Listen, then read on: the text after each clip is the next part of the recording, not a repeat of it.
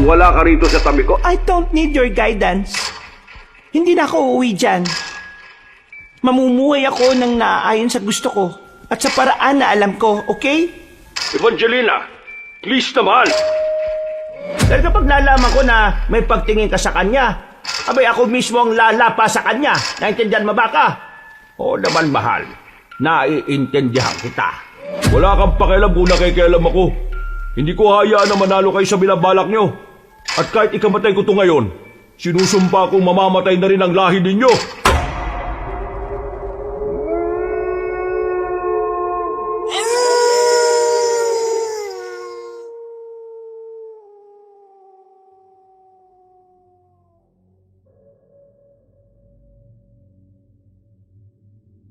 May parte ng ating buhay na akala natin ay kaya na nating tumayo sa sariling mga paa.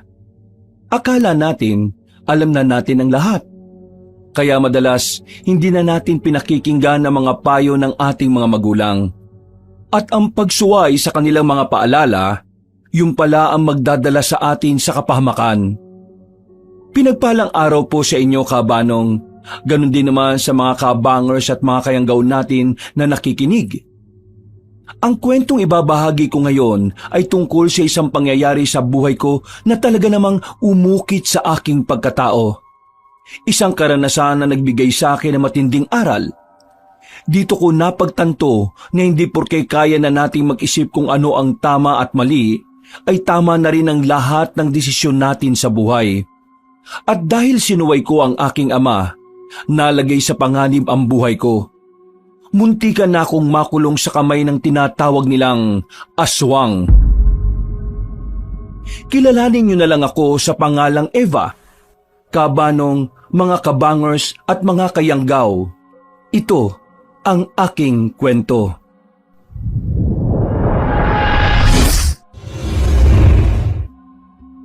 Bago nga pala magsimula ang ating kwento, sana'y mapindot nyo muna ang subscribe button at ang notification bell para lagi kayong nanonotify pag may bago tayong mga kwento. At huwag nyo rin kalilimutan mag-like at comment.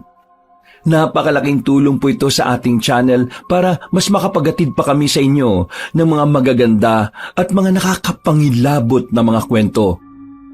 At ngayon, sa ating pagpapatuloy.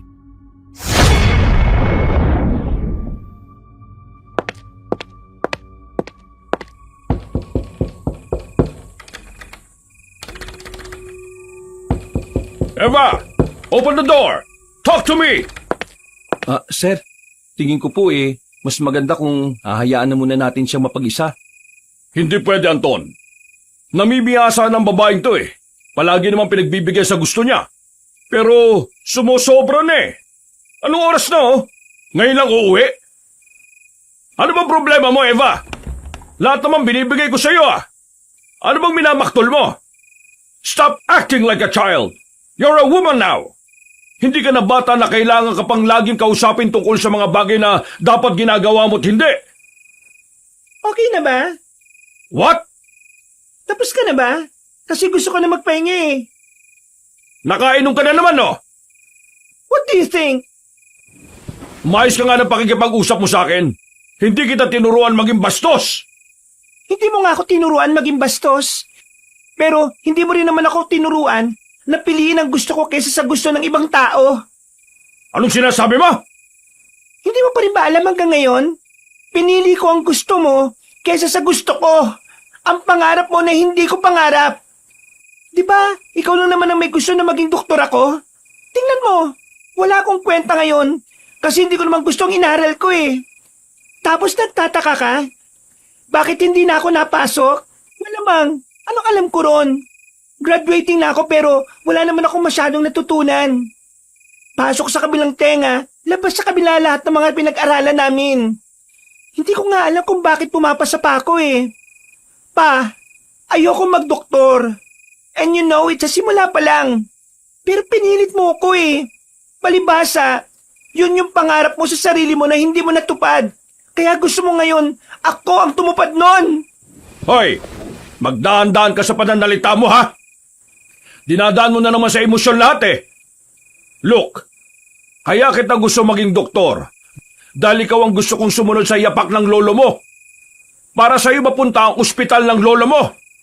Kasi ikaw lang ang deserving sa lahat ng pinsan mo. Masama bang isipin ko ang magandang kinabukasan para sa'yo, Eva? Pero, hindi porke kinabukasan ko ang iniisip mo yun ang kinabukasan na gusto kong puntahan. Meron akong gustong mangyari sa buhay ko pa. Hindi ko kasalanan kung hindi panggagamot ang gusto ko. Ano? Anong gusto mo? Magpinta-pinta? Gusto mo magaya sa mama mo na yun lang ang ginawa sa buhay?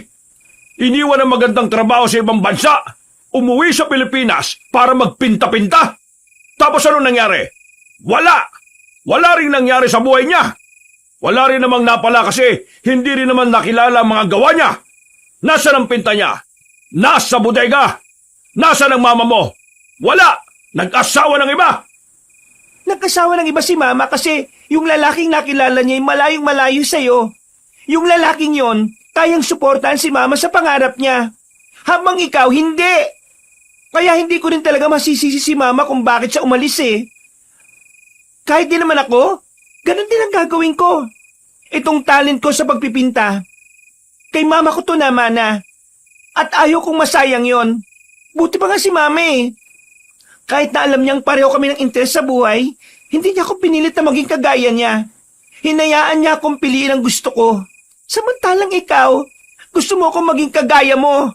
Maging kagaya ng ibang tao na hindi ko naman gusto maging. Kahit tanongin pa natin si Anton kahit kailan, hindi magiging tama na ipilit mo ang gusto mo para sa iba. Hindi ba, Anton? Ha? Tama naman. Opo, tama naman po ang sinabi niya. Tama! Ibig sabihin mali ang gusto ko na maging mabuti ang kinabukasan niya. Hindi naman sa ayaw ko sa talent niya. That's gift from God. What I'm trying to say, maging praktikal. Sa bansang ito, hindi masyadong nabibigyan pansin ng mga artist. Kaya kung yan ang pipiliin mo, hindi ganyan mabubuhay. Now tell me, Anton, mali ba ako? Kasi po sir, may punto naman po kayo, pero Anton, kung ikaw ang nasa kalagayan ni Papa, gagawin mo rin ba ang gusto niya para lang magkaroon ng magandang kinabukasan ng anak mo? Teka, bakit parang nasali ako rito? Sumagot ka! Sir, nakatayo lang po ako dito. Bakit po? Sagutin mo ang tanong ko, Anton! Kung ako nasa kalagayan ni Mr. Ramil, hindi ko pipilitin ng anak ko maging doktor kung hindi yun ang gusto niya. Kung inaalala ko lang naman ang kinabukasan niya, hindi ko pakikialaman ang landas na gusto niya. Kasi, kaya nga ako nagpakayaman Kasi gusto ko, wala nang iintindihin yung anak ko para sa kinabukasan niya. Kaya ako naging mayaman para maging maayos ang future niya. Kaya palagay ko, hindi convincing na dahil sa future kaya pinipilit nating maging ibang tao ang isang tao. Lalo na kung kayang-kaya naman na nating isecure ang kinabukasan ng anak natin habang malaya sila sa gusto nila. So, sinasabi mo nga na mali ako? Kasi sir All the time, kapag nag-o-open ako ng problema sa'yo, palagi kang sumasang-ayon sa akin. Tapos ngayon, biglang ganito ang sasabihin mo? Sir, sang-ayon ako sa gusto niyong maging maayos ang kalagayan ni Ma'am Eva. Pero wala po kaming sinabing sang-ayon ako sa pagpilit niyo sa kanya. Ha! Ang lakas ng loob mo magsalita sa akin ng ganyan! Sir naman, nananahimik kasi ako sa gilid Tinatanong niyo po ako Kita mo na, pati si Anton sang-ayon sa akin. Kasi alam ni Anton na hindi yun tama. Kaya pa, huwag niyo na akong pilitin na gawin ang mga gusto ninyo. Sa ayaw at sa gusto mo, magiging doktor ka. Ipapasikaso ko na ang mga papeles mo. Sa Amerika na magtutuloy ng pag-aaral mo. Ano? Sa Amerika na magtutuloy ng pag-aaral mo. Pumayag ka man o hindi, wala ka na magagawa. Punong-puno na ako sa iyo Alam mo Eva, lahat na binigay ko. Ilang konsiderasyon na rin ang ginawa ko para sa iyo. Pero sinagad mo ang pasensya ko Palagi mo akong sinusuway. Palagi mo akong binabastos. Kaya kahit umiyak ka pa ng dugo ngayon, ako ang masusunod dahil ako ang nakakalam kung ano ang mas makabubuti para sa iyo. Pa? Mag-aaral ka sa Amerika. End of discussion.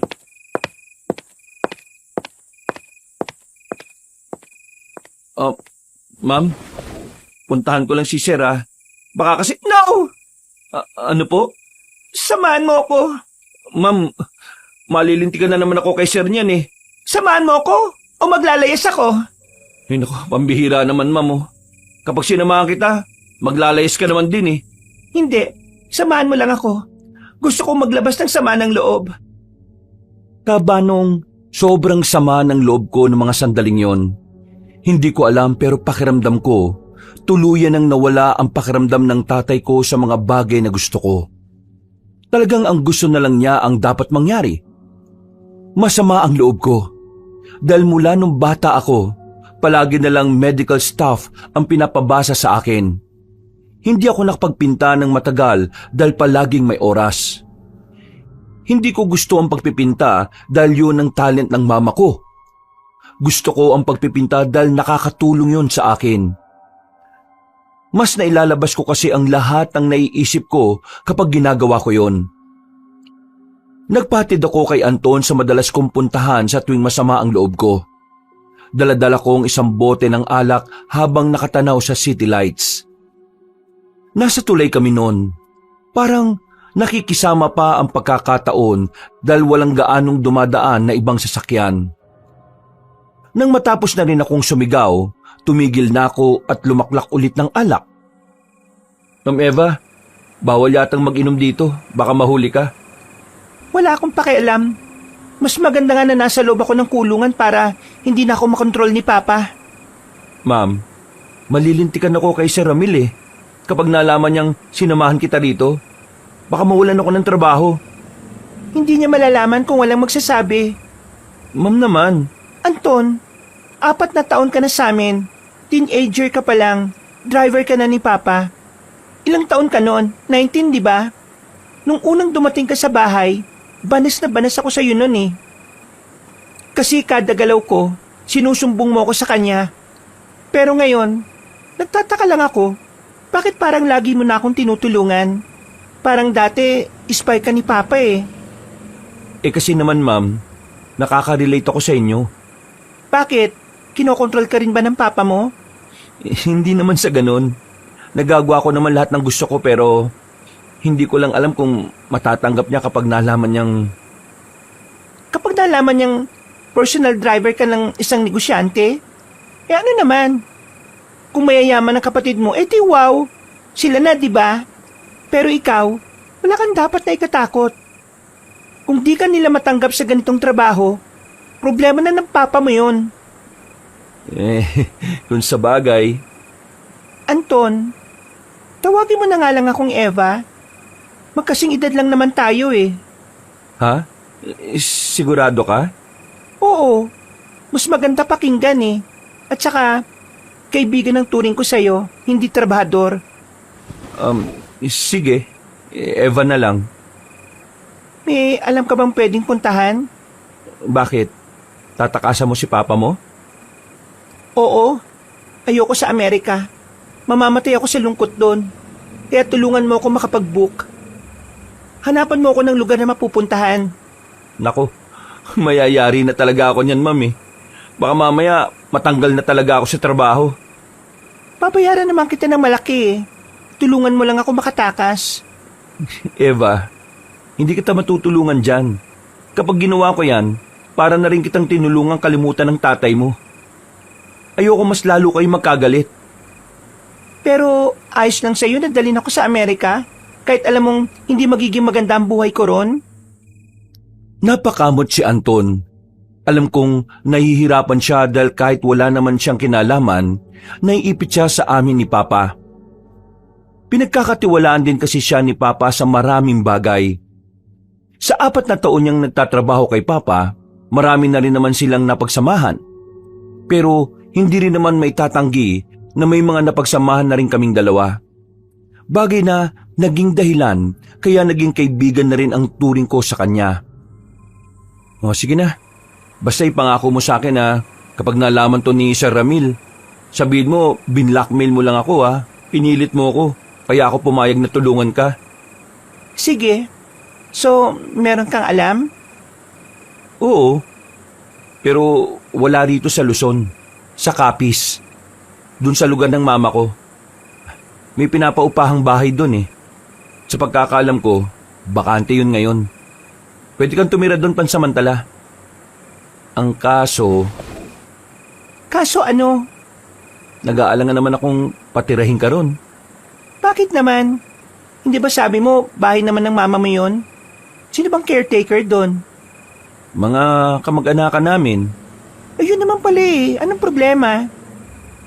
mag-isa ka lang kasi. Eh ano naman? Eva, kasi ano eh, Ano ba? maniniwala ka ba kapag sinabi ko? Ano nga eh? Diyos ko naman oh. Sabihin mo na kaya. Nakakairita ka eh.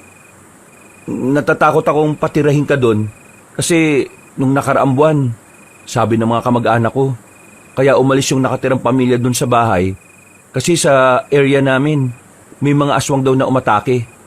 Pinatay raw yung matandang albularyo. Pinasok yung bahay. Ilang bahay lang ang pagitan nun sa amin eh. Diyos ko naman oh. Bakit ka natatawa? Aswang? Seriously? Oo, bakit? Hindi ka ba naniniwala sa aswang? In this generation? With technology? Aswang talaga? Oo, Eva. Totoong aswang lalo na sa probinsya namin. Tingin mo talaga gumagawa ko ng kwento? I mean, Anton, sobrang modern na ng panahon ngayon. Kahit sabihin mong probinsya yon, advanced na ang pamumuhay ng mga tao. Isa pa, walang nakapagpatunay na totoong aswang kahit noon pa. Meron. Marami nang ginawang article at dokumentary sa mga aswang. Hindi mo lang alam kasi mas mahilig kang magbasa ng chismis eh, kaysa sa mga makabuluhang bagay. Namimersonal ka na ah. Hindi naman. Tinawanan mo ako eh. Habang nag-aalala ako sa'yo. Isang malaking joke lang para sa'yo yung sinabi ko. Okay, fine. Sorry. Eva, wala akong pakialam kung maniwala ka o hindi ah. Pero sinasabi ko sa'yo, hindi safe ang lugar namin ngayon. May napapabalitang may mga aswang na namamataan doon eh. Yun lang ang alam kong lugar na hindi ka mahahanap ng papa mo. Kaso, delikado. Sa ibang lugar, I mean, hindi dun sa inyo, pero sa Capiz, sa city ba pwede? Gusto ko dun na lang eh, para if ever na may kailangan ako, pwede ako makahingi ng tulong sa mga kamag-anak mo. Ayoko ko sa ibang lugar eh. Hindi ko kayang walang malalapitan. Meron akong alam na paupahan, pero maliit lang. Gaano ba katagal? Matagal. Pwede na nga ring for good eh. Basta, ayaw ko lang dito sa Maynila. Mahahanap ako ni Papa rito eh. Yung somewhere na malayo. Mas good sa akin yon. O sige, kukontakin ko yung kakilala ko sa paupahan. Para pagdating mo ron, siya na lang ang susundo sa'yo. Hindi kita pwedeng ihatid dun eh. Makakahalata yung papa mo. O sige, maraming salamat. Kahit na papaano ka, Banong, ay magaan ang pakiramdam ko dahil alam kong meron akong kakampi. Matapos ang usapan namin doon, umuwi na rin kaming dalawa. Buti na lang wala si Papa sa bahay kaya hindi niya nalamang umalis ako. Nahiga agad ako sa kama. Biglang pumasok na naman ang sinabi ni Anton tungkol sa mga di umano aswang sa area nila. Naging curious ako sa itsura ng aswang, kaya dinampot ko kagad ang cellphone ko. Tiningnan ko sa internet ang aswang. Doon ay nalaman ko na nakakakilabot pala ang anyo nito. Pero hindi naman ako natatakot kasi unang-una, hindi naman ako naniniwala sa aswang. Sinakyan ko na lang ang sinabi ni Anton para hindi siya ma-offend. Aswang-aswang. Ano kaya yun? Ikatang isip lang naman yun eh. Natulog na lang ako noon, Kabanong. Paggising ko, 12:00 na ng tanghali. Masakit pa ang ulo ko dahil sa hangover. Pagbaba ko ng dining room namin, walang nakahandang pagkain, walang nagluto. Ang mga kasambahay namin ay iba ang ginagawa. Tinanong ko si Mang Lenlen at ang sabi niya, hindi raw siya pinagluto ni Papa. Alam ko na agad kung bakit. Kaya naman kinuha ko ang pitaka ko sa taas. Walang laman na pera. Naubos ko na pala sa kakainom ng alak nung mga nakaraang gabi. Tumingin ako sa ref namin. Nakakaramdam na kasi ako ng gutom. Walang pagkain. Sinadya talaga ni Papa na wala akong makukuha. Siguro para parusahan ako. Kaya isa lang ang naisip kong paraan. Tinatanggalan ka ng Papa mo ng access sa lahat? Nagsisimula na sa pagkain? Nasa isang karinderya kami. Nilibre lang ako ni Anton dahil wala pa akong agahan at pananghalian. Buti na lang talaga may perang lalaking yon. Kaya nga, bago pa niya ma-freeze yung bangko, dapat makaalis na ako mamayang gabi. Aalis ako. Nakausap mo na ba yung kakilala mo? Ha? Mamayang gabi kagad? Nakausap mo na nga ba? Oo, nakausap ko na. Ang kaso, wala raw bakante. Mga 1 taong kontrata mga nakatira dun ngayon. Kung maghahanap ka naman ng ibang apartment, pwede rin naman. Pero kapag malayo na sa amin, hindi ka na mag-guide ng mga kamag-anak ko, ha? Doon na lang sa inyo. Nasabi ko na sa iyo, di ba? Delikado nga sa area namin sa ngayon. Kakatawag ko nga lang sa pinsan ko kagabi. Ang sabi niya, may mga grupo na ng kalalakihan ang naglilibot sa lugar para hanapin yung mga aswang doon. Kung may mga grupo naman na palang naghahanap sa ngayon, di dapat, hindi na ako kabahan. Kasi di ba, may mga papatay na sa mga sa mga aswang na yon. Hindi mo kasi naintindihan eh.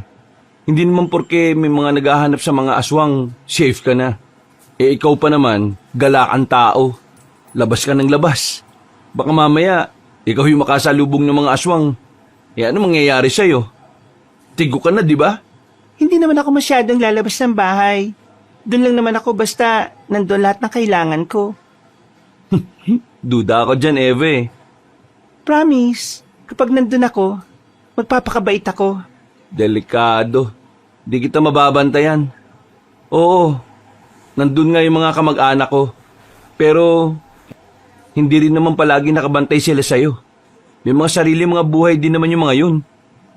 Anton, ikaw lang ang pag-asa ko. Kapag hindi ako nakaalis kagad, wala na ako magagawa. Kaya sige na, pumayag ka na. O sige, ganito. Papayag ako, pero may mga kondisyon. Anong kondisyon? Kapag nandun ka na, hindi ka palaging lalabas. Kung may bibiling ka naman sa labas, sasabihin mo sa akin.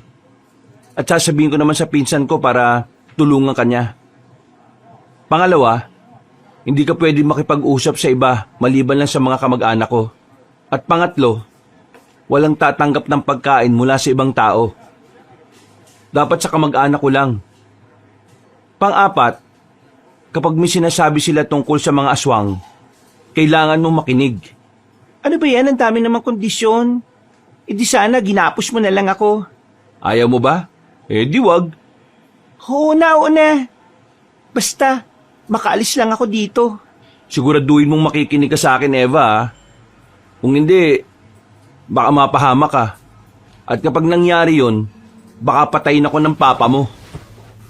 Sa sobrang tuwa ko sa kanya, Kabanong, niyakap ko siya ng mahigpit. Siya na lang kasi talaga ang nag-iisang tao na maaasahan ko sa ganung bagay. Wala naman kasi akong ibang nakakausap sa bahay namin. Lahat ng kasambahay, loyal sa tatay ko kaya hindi safe na sa kanila ako magsabi. Mabilis na lumipas sa mga araw. Inihanda ko na rin ang mga gamit ko. Bandang 7:00 ng gabi, dumating si Papa. Kalmado. Mukhang malamig na rin ang ulo. Habang nasa loob ako ng kwarto ko, hinihintay ko na lang ang hudyat ni Anton. Mga ilang sandali lang, kumatok na siya at nagmamadali naman akong makalabas. Dumaan ako sa likod na kung saan hindi na yon nadadaanan dahil marami ng tumubong mga damo. Paglabas ko, naghihintay na ang taxi na pinara ni Anton para sa akin. Pero nagtaka ko nang makita ko rin siya sa loob.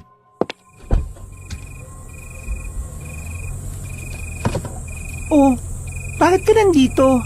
Nag-file ako ng 2 weeks leave. Umayag naman ng papa mo. Sinabi ko na lang na kailangan ko makauwi ng Capiz. Aba bakit? Akala ko ba ayaw mo munang umuwi sa inyo? Hindi ako komportable eh. Kaya sasamahan kita ron. In 2 weeks, dapat makaisip ka na kagad kung saan ka lilipat.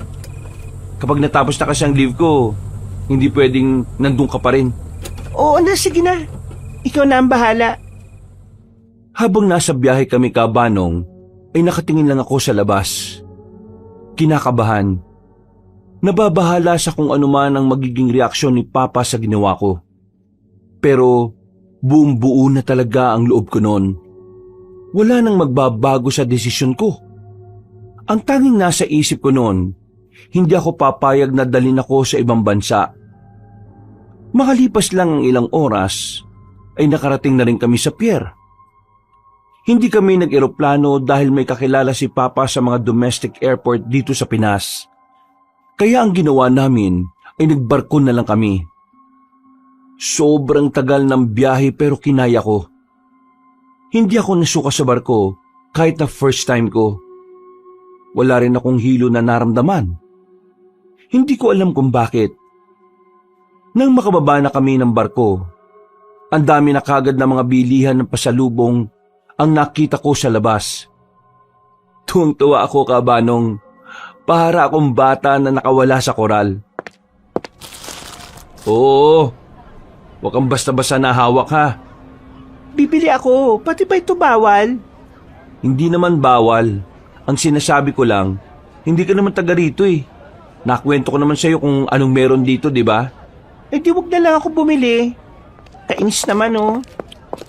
Huwag kang magmaktol dyan. Tinulungan na kita eh. Nakatayan na rito trabaho ko. Pero ikaw ang pinili ko kaysa sa galit ni Sir Ramil. Oo na nga. Pumara na agad kami ng tricycle.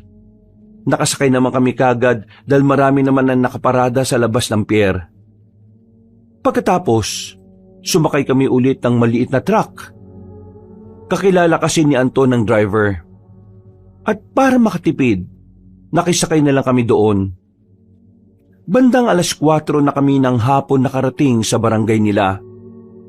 Magkakalayo ang mga bahay doon. Malayong malayo sa Maynila na sobrang dikit-dikit na mga kabahayan. Bago kami pumunta sa bahay nila Anton, dinala na muna niya ako sa mga kamag-anak niya. Pinakilala niya ako sa mga yon. Masaya naman nila akong sinalubong at tinanggap. Medyo naiirita nga lang ako sa isang lalaki roon. Pinsan niya, sobrang daldal. Pinagkamalan niya pa kaming nagtana ni Anton. Eba, pasensya ka na sa mga kamag-anak ko ha. Ganun talaga mga yun eh.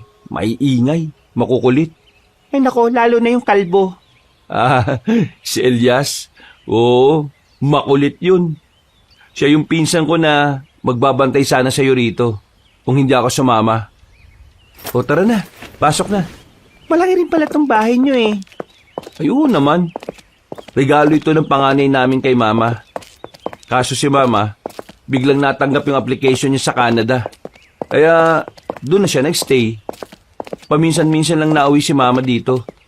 Kaya itong bahay, mga kamag-anak ko lang talaga yung gumagamit kapag walang umuupa. Ilan kayo magkakapatid? 7 kami.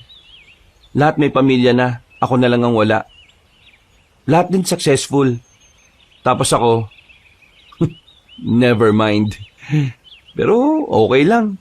Mas payapa naman ang buhay ko eh. Magulo kaya kapag may mga anak ka na, sabayan pa na masungit yung asawa na parang pinaglisa sa ng loob. Kung sa bagay, ako nga rin ayoko magkaroon ng pamilya eh. Hindi pa ako handa. Sarili ko nga hindi ko maayos eh.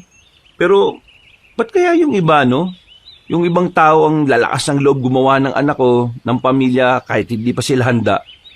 Tapos kapag nahirapan, sa magulang aasa, hindi ba kawawa naman yung mga batang ginagawa nila?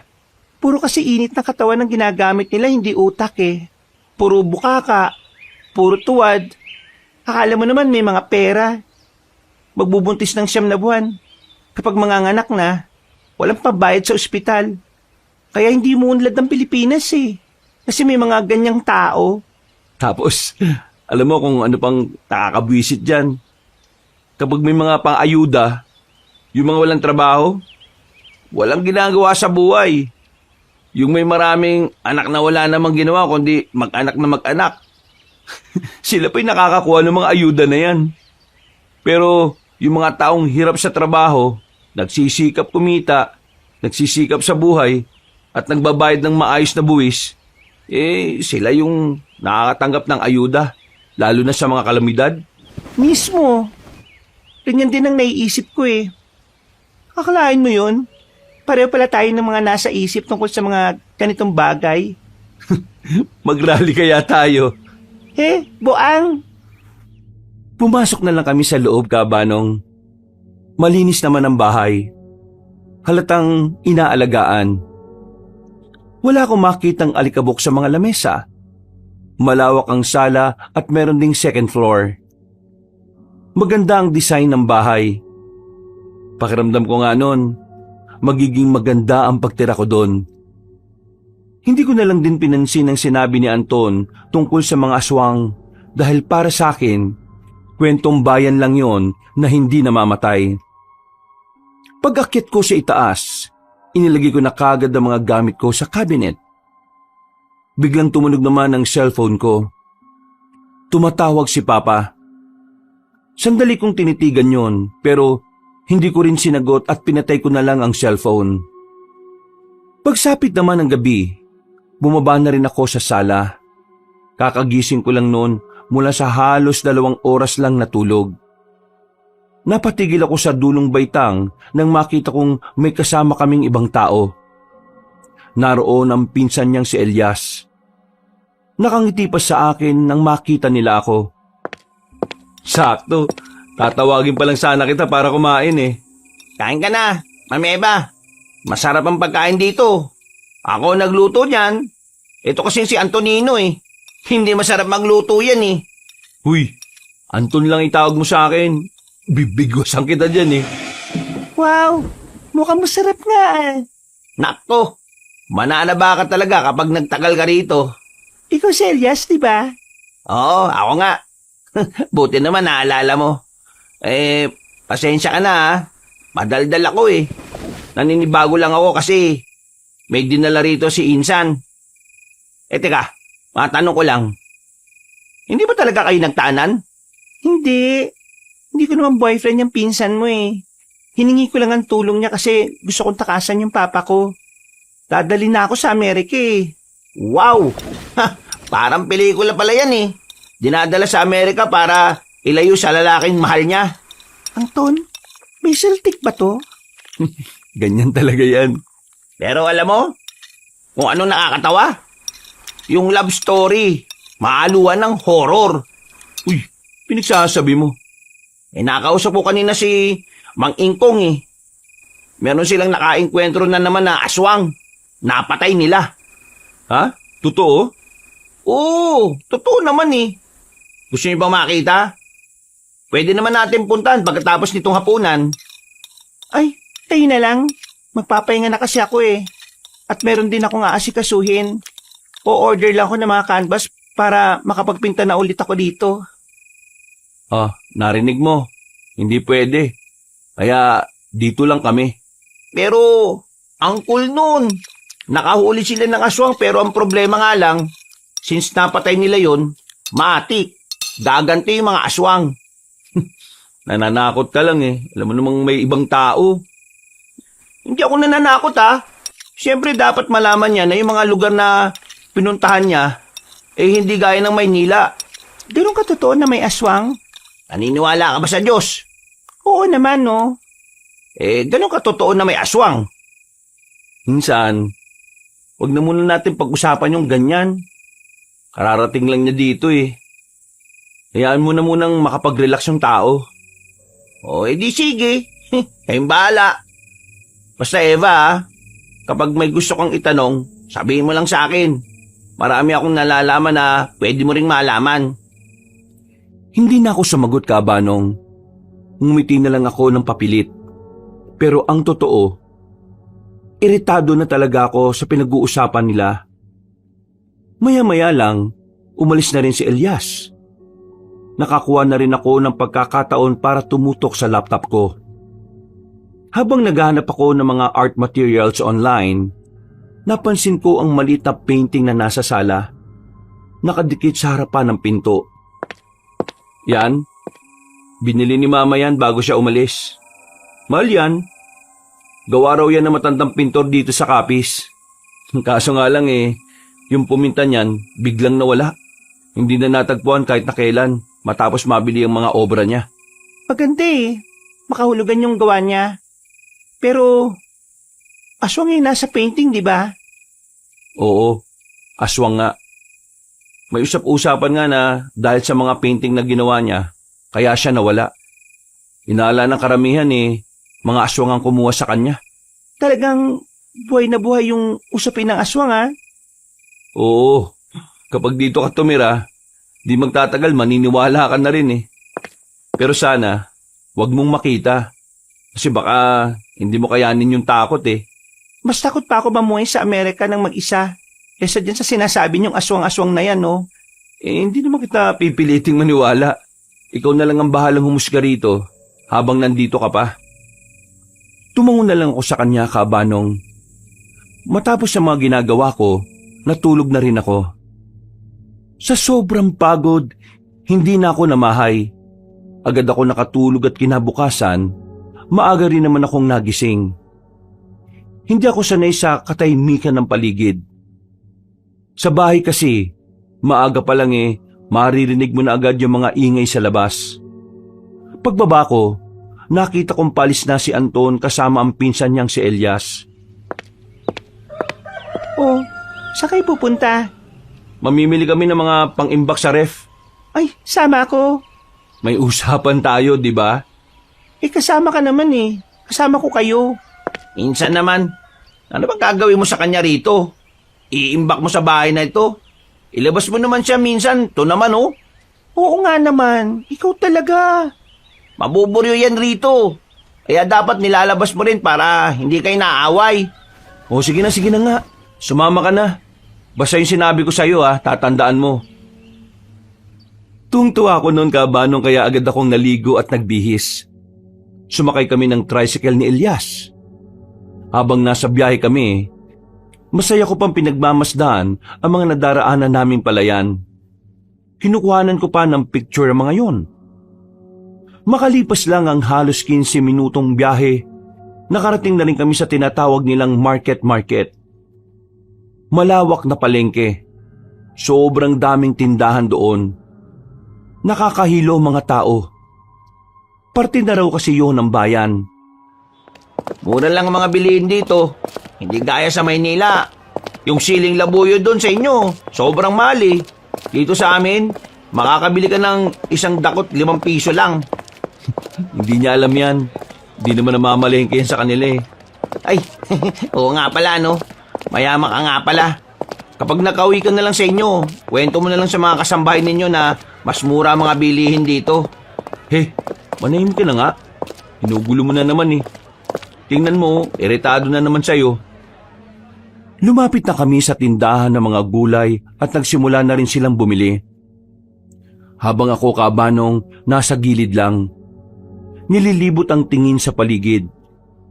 Maya-maya lang, napansin ko na lang ang isang matandang babae na nakatingin sa akin.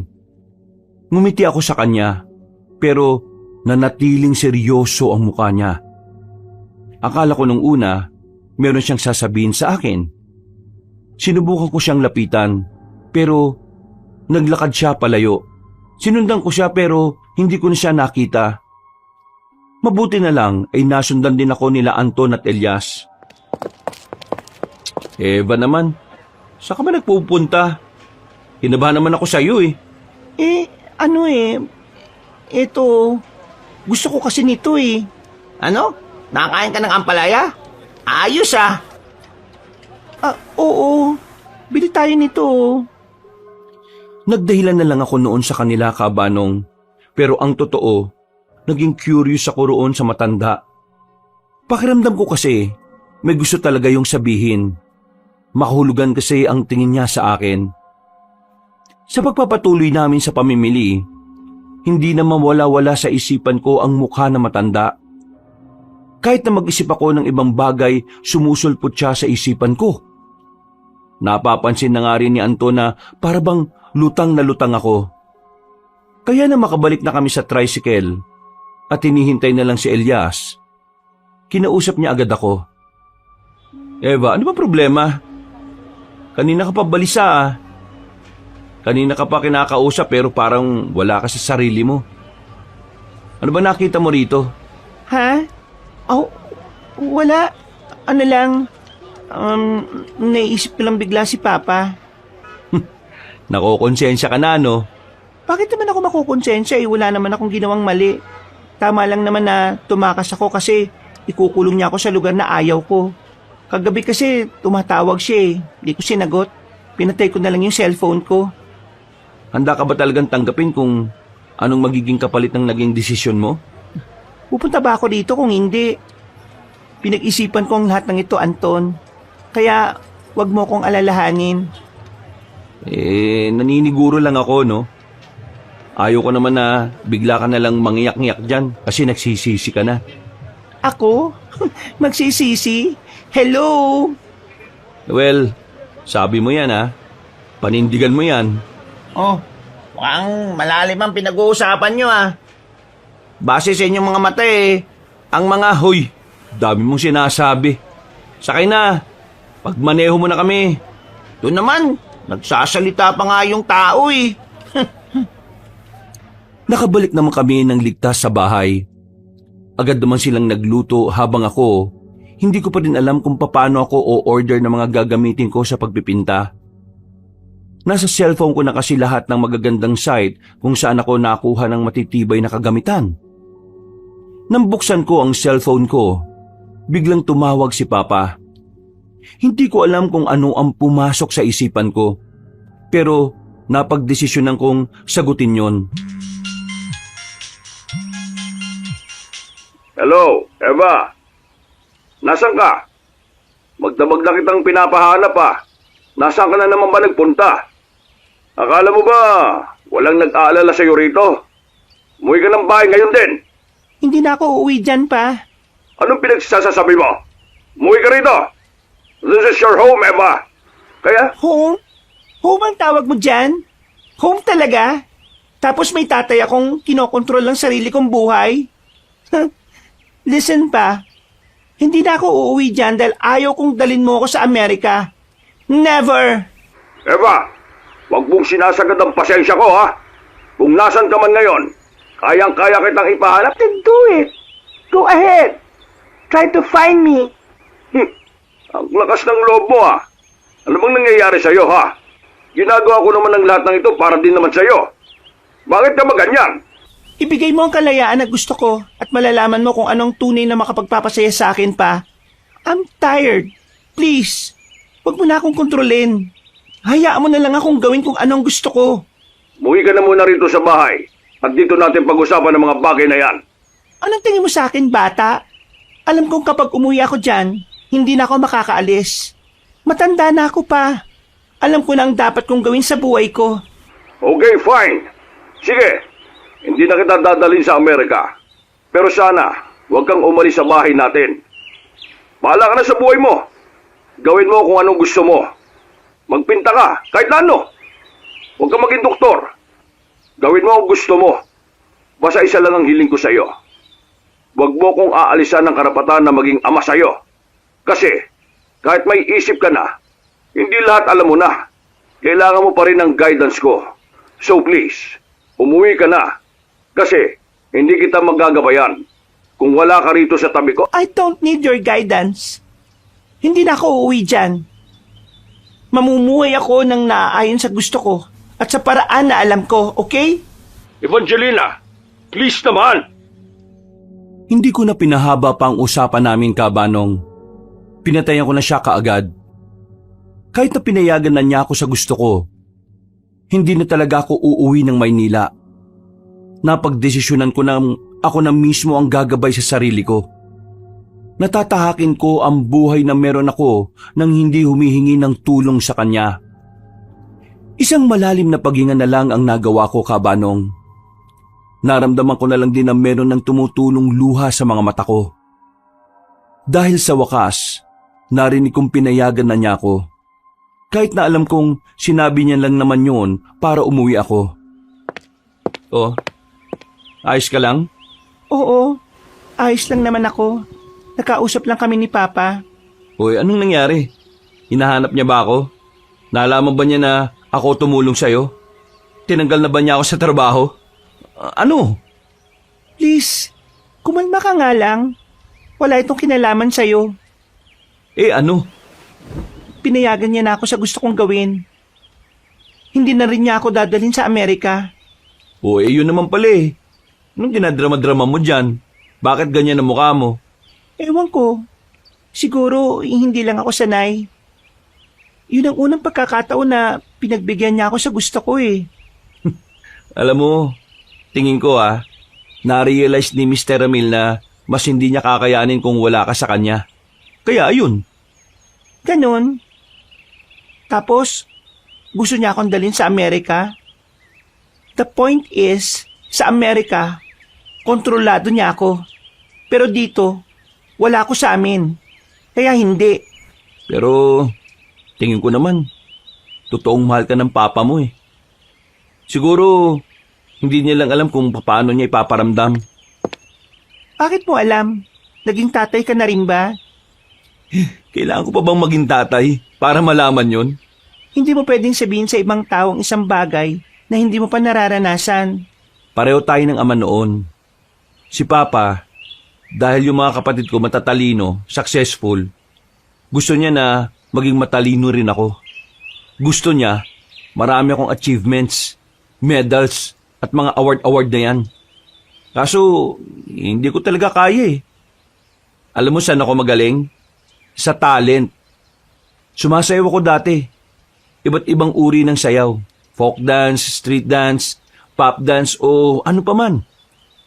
Nung una ayaw niya. Wala naman daw kasi akong mapapala sa sayaw-sayaw na yan. Pero inilaban ko. Hanggang pumayag na rin siya. Somehow, pareho tayo. Ang pagkakaiba lang natin, ako, nag-fail. Kaya, eto ang trabaho ko ngayon. Hindi ko napatunayan na may mapapala ako sa pagsasayaw. Isa pa sa pagkakaiba natin, yung papa mo, alam kong mahal ka niya. Pero hindi lang may paramdam ng maayos. Yung tatay ko, alam ko na mahal naman niya ako eh. Ang kaso, hindi gaya ng pagmamahal niya sa mga kapatid kong may maganda ng buhay. Iba niya ako mahalin eh. Bakit ngayon mo lang sinasabi yan? May dahilan ba para magkwento ko sa iyo ng mga ganitong bagay? Kapag nag-uusap naman tayo wala naman tayo na pag-uusapang personal, di ba? Hindi ba personal na mga issues ko sa buhay? Personal? Para sa'yo. Pero never ka naman nagtanong tungkol sa akin Kung sa bagay. Eva, umuwi ka na sa inyo. Kausapin mo na maayos ang papa mo. Magkaayos kayo. Eva, matanda na papa mo eh. Hindi natin alam kung hanggang kailan na lang siya sa mundo. Kaya sa halip na, Hindi ako uuwi. Sanay na ako sa ginagawa ni Papa. Kapag umuwi ako ron, wala na, finish na. Hindi na ako makakaalis sa amin. Pero mukha namang sincere si Mr. Ramil base sa sinabi mo eh. Hindi. Dito lang ako. Hanggat hindi niya napapatunayan na talagang seryoso siya sa sinasabi niya, hindi ako aalis dito. Paano niya nga mapapatunayan kung hindi mo naman siya binibigyan ng chance na patunayan? Nandito ka, nandun siya. Please, hayaan mo na muna akong makapag-isip, okay? Sige. Ikaw ang bahala. Basta ako nagsabi lang ako Hindi ako umuwi sa amin, Kabanong. Kahit makailang beses nang tumatawag si Papa ay hindi ko na rin sinasagot. Nagpalit na rin ako ng SIM card. At kahit pinilit ako ni Anton, hindi na rin niya ako makumbinsi. 3 araw pa ang nakalipas, unti-unti na akong nagiging kampante sa lugar nila. Maaliwalas ang paligid, Ang sarap ng pakiramdam ko sa bahay. Mababait din naman kasi ang mga kamag-anak ni Anton. Kahit na hindi nila ako samahan, nakakalabas na rin ako ng mag-isa. Dahil sa dami ng nangyari sa mga nakalipas na araw, nakalimutan ko na ang mga bagay na gumugulo sa isipan ko. Pero nang dalhin ako sa isang panaginip nung hapon, biglang naalala ko ang matandang nakita ko sa market. Pinangungot yata ako Nagising ako nung hapon na yon, Kaabanong. Laking pasasalamat ko kasi nagawa kong takasan ng pangit na panaginip na yon. Nagtataka ako noon, Kaabanong. Hindi ko alam kung bakit pumapasok sa panaginip ko ang matandang babae. Nakangiti lang naman siya sa panaginip ko. Pero hindi ako komportable sa ngiting yon. Lalong-lalo na kapag nagtatama ang tingin namin. Buti naman, gising ka na, Eva. May gagawin ka ba mamayang gabi? Ilang beses ko namang sasabihin sa'yo na hindi tayo talo. Pambira. Hindi naman yung tungkol dun eh. Oo, alam kong hindi mo ako gusto. Pero tinanggap ko na naman na yun. Ikaw itong laging nagbabanggit eh. Tanggap ko nang binased mo ko, no? Kaya move on na. Sino ba naman kasing matinong babae ang sasagutin ka? Ilang araw pa lang naman tayo magkakilala. Isa pa, nasabi sa akin ni Anton na siraulo ka daw eh. Anik talaga tong pinsan ko. Siniraan pa ako. Ano bang sasabihin mo? Death anniversary kasi ng tsuhin namin. Mamayang gabi, may handaan dun sa kabilang bahay. Marami kaming nandun. Halos lahat ng kamag-anak namin. Kaya sabi ng ibang tsahin namin gusto ka raw nilang makita. Si Anton. Siyempre kasama yun. Ako lang ang nagsabi sa'yo kasi umalis siya ngayon eh. May binili sa bayan. O paano? Mamaya mga bandang 7:00. Baba ka na lang kapag ready ka na. O sige na, una na ako. Sandali. Bakit? May sasabihin ka pa ba? Kapag binabangungot ka ng paulit-ulit, anong ginagawa mo? Ha? Hindi mo alam yung bangungot? Alam ko. Ibig ko sabihin, binabangungot ka ba? Ngayon lang, oo. Buti nagising ako. Tapos nung nakaraan din, mga siguro 4 na beses na, 1 beses sa gabi, 3 beses sa ganitong oras, kapag malapit ng mag 6 p.m. Kapag 1 beses kang binangungot, pwedeng dahil lang sa pagod. Sa kung ano yung nakita mo bago natulog o kung ano man yung napanood mo. Pero yung paulit-ulit, may ibang kahulugan na yan. Ibang kahulugan na ano? Sabi ni Anton, hindi ka naman naniniwala sa mga kakaibang bagay eh. Baka hindi ka rin naman maniwala sa akin. Sabihin mo na. Mali mo naman maniwala ako, di ba? Sabi kasi na matatandang kamag-anak namin, ang paulit-ulit na masamang panaginip, masama rin pangitain. Pwede raw, baka magkaroon ng masamang pangyayari sa taong nananaginip nun. Ha? Paano? Meron bang scientific explanation yan? Kailan pa nagkaroon ng scientific explanation yung mga paniniwala? Kung paniniwala lang palang basihan, paano naman ako maniniwala dyan? Nasa sayo na yan, kung maniniwala ka. Ang akin lang naman sinasabi ko sa'yo, para kahit paano magkaroon ka ng basihan. Pero kung sakaling lumalayang panaginip mo, huwag ka magdalawang isip na magsabi sa amin ha. Tandaan mo, napapalibutan ka ng pamilyang maraming paniniwala. Kagaya ng... Maraming bagay. Mga bagay na ayaw mong paniwalaan. Kagaya ng aswang? Kagaya ng aswang. Sige na, bumaba ka na. Mamaya ha. Mabilis na lumipas sa mga oras. Sumapit na rin ang kinagabihan. Nagbihis lang ako ng simpleng kasuotan. Ayoko rin naman na mangibabaw ako sa okasyon na hindi naman para sa akin. Isa pa, ayaw kong ituring nila akong mataas dahil lang galing ako sa pamilyang marangya. Sigurado ka bang gusto mong sumama? Bakit ba parang ayaw mo? Hindi naman. Baka kasi hindi mo magustuhan yung mga maririnig mo mamaya. Bakit? Ano bang meron? May pag-uusapan ba silang masamang plano? Mga kidnapper ba yung mga kamag-anak mo? Parang hindi naman sila ganun eh. Baliw. Di naman ganun, no? Ano nga? 7 taon nang wala ang tsuhin namin ngayon. At tuwing anniversary ng kamatayan niya, palagi na pag-uusapan ng dahilan kung bakit siya nawala. Bakit? Ano ba kinamatay niya? Hindi ka naman maniniwala eh. Pero lahat, aswang ang tinuturong pumaslang sa kanya. Aswang na naman? O di ba? Hindi mo agad nagustuhan? Paano pa kapag nandun ka na mamaya? O sige na, tuloy mo.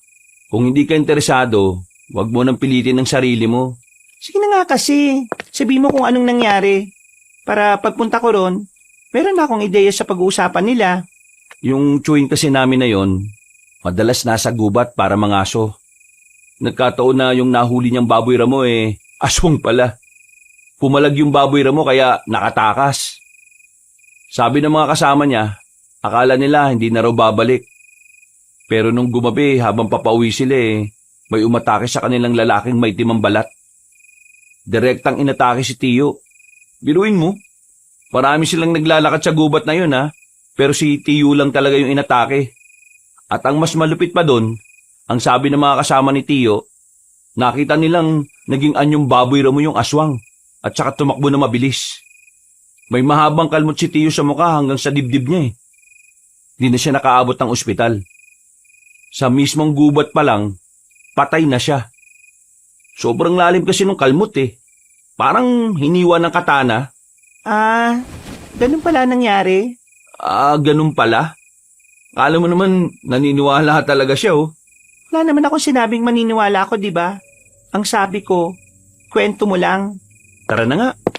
Basta, ikaw na lang bahalang umintindi kung ano man ang maririnig mo doon Naglakad na kami paalis ng bahay, Kabanong. Pagdating namin sa bahay ng isa sa mga tiyuhin nila kung saan dinaos ang okasyon, marami na sa mga kamag-anakan nila ang nasa malawak na bakuran. Ang iba, nagiinuman na. Pero ang iba naman ay nagkukwentuhan ng tahimik. Pabulong ang mga boses nila. Hindi sila gaya ng mga tsismosa na abot hanggang kanto yung boses. Ngumiti ako sa kanila nang batiin nila ako. Dinala na muna ako ni Anton sa loob. Doon pinakilala niya pa ako sa iba niyang mga kamag-anak. Kumain kami ng sabay kasama si Elias. Maya-maya, lumabas na rin kami. Nagsimula akong makihalubilo sa kanila. Pero dahil nga hindi naman ako sanay sa maraming tao, mabilis na naubos ang lakas ko. Kaya bandang 10:00, nakiusap ako kay Anton na mauna na akong umuwi sa bahay. Pumayag naman siya dahil siya ang unang nakapansin na parang hindi na ako interesado sa mga kaganapan. O ano, atid na kita? Hindi na, kaya ko na to. Isa pa, hahanapin ka nila Iatid na kita. Baka mamaya kung ano pang mangyari sa'yo dyan Anong tingin mo sa akin, Lampa? Nakalimutan mo na ba kung ano yung ginawa ko sa lalaking nang bastos sa akin nung nasa mall tayo? Oo, alam ko. Di ko naman nakakalimutan yun Pero iba nga kasi dito. Kasi may aswang, kasi kapis to. Oo. Ano ka ba? Ayos lang ako, no? Walang ganyan. At kung sakaling meron man, hindi naman uubra sa akin yung mga yan Sigurado kang kaya mo Oo nga, ang kulit mo naman. O sige na, bumalik ka na sa loob. Kailangan ka nila ron.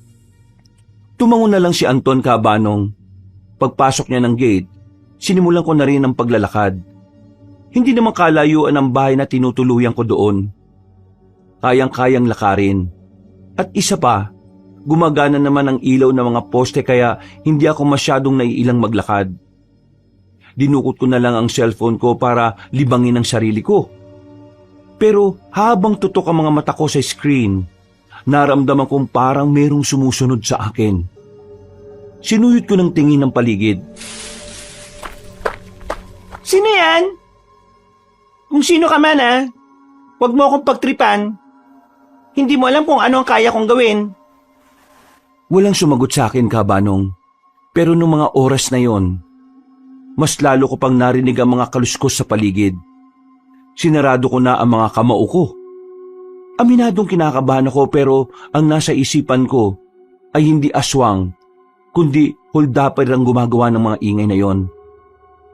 Pinagpatuloy ko ang paglalakad ko, pero nagulat ako nang biglang may nakita kong isang matandang nakatayo sa gilid ng poste. mahaba ang buhok niya. Pero hindi ko maaninag ang itsura. Sino ka? Ikaw ba yung sumusunod sa akin? Isang berhen. Ha? Ano sinasabi mo? Ikaw ay berhen. Oo nga, virgin pa ako. Ano naman ngayon? Inggit ka ba? Ikaw ang nararapat para sa kanya. Pinagsasabi mo, Manang. Trippings ka ba? Huwag niyo akong guluhin, ha? Maglalakad na sana ako nang marinig kong parang umangil siya. Pagkaharap ko ulit, nakita kong parang lumulutang na yung buhok niya at yung mukha naman niya ay hindi na nakakatuwa. Nakakatakot na, Kabanong. Nakakakilabot. Ang una kong ginawa, tumakbo ng mabilis palayo roon. Pero hindi ko inaasahan na masusundan niya ako. Nang lumiko ako sa isang kanto, bigla siyang nasa harapan ko na. Saan ka pupunta? Hindi mo maaring iwasan ang kapalaran mo. Ikaw ang pag-asa namin. Sumama ka sa akin. Sino ka bang bruwa ka? Ano ka ba? Tantanan mo nga ako. May galang ako sa matatanda pero kung makulit ka, sasapakin ko yung pagmumukha mo. Isasama na kita kung saan ka dapat na babagay. Ikaw ang pag-asa naming lahat. Sa iyong dugo nakasalalay ang makabagong henerasyon ng mga aswang. Aswang? Aswang ka? Oo, aswang ako. Di ako naniniwala, no? Ang pangit mo. Tumakbo ulit ako, Kabanong. Hindi ko alam kung saan ang direksyon ko basta ang tanging nasa isip ko, maiwanan ng matandang yon. Pumasok ako sa kagubatan na nagbabakasakaling hindi na niya ako makita roon. Mas marami kasing puno doon na pwede kong mapagtaguan. Makalipas lang ang halos 5 minuto, muli akong lumabas. Babalik na sana ako sa kalsada pero bigla na naman siyang lumitaw sa harapan ko. Nasampal ko siya ng malakas. Kaluwat ka ng palad ko ang ginamit ko sa kanya. Nakaramdam siya ng pagkahilo kaya nagmamadali akong tumakbo paalis. Pero sa kasamaang palad, nadulas ako at nahulog sa bangin. Hindi naman malalim ang bangin pero maraming mga kahoy na nakabara. Tumama ang likod ko roon. Tumama rin ang ulo ko na nagdulot sa akin ng matinding pagkahilo. Susubukan ko sanang makatayo pero parang sobrang bigat ng katawan ko. Bago ako nawalan ng malay, nakita ko na lang na hinihila na niya ako paakyat. Kabanong, paggising ko, nasa isang bahay na ako na hindi ako pamilyar. Sementado, pero alam kong hindi yun bahay ni Anton. At ang masakla pa ron, wala akong maalala. Tumingin ako sa gilid. Nakita kong isang matandang babae. Tahimik na naghihiwa ng gulay sa maliit nilang kusina. Napalingon siya sa akin at napangiti nang makitang gising na ako. Nasa sofa ako noon. Iha, gising ka na pala. Mabuti naman kasi nakapaganda na ako ng makakain mo. Kumusta pakiramdam mo? Masakit po ang ulo ko pero sino po ba kayo? Nasaan po ako? Anong lugar to? Halak ka. Hindi mo na ba ako naalala? Wala po akong maalala eh. Hindi ko rin alam kung saan ko nakuha itong sugat ko sa bandang noo ko. Pati na rin itong mga gasgas ko sa paa. Sino po ba kayo? Ano po bang lugar to? Diyos ka. Hindi kaya nagkaroon ka ng amnesia, Apo? Apo? Oo, Apo kita. Hindi mo ba maalala? Hindi ko po maalala eh. Diyos ko, ano ba nangyari sa'yo? Akala ko naman ay simpleng aksidente lang ang nangyari. Nabura pa lang alaala mo. Ano po ba nangyari sa akin?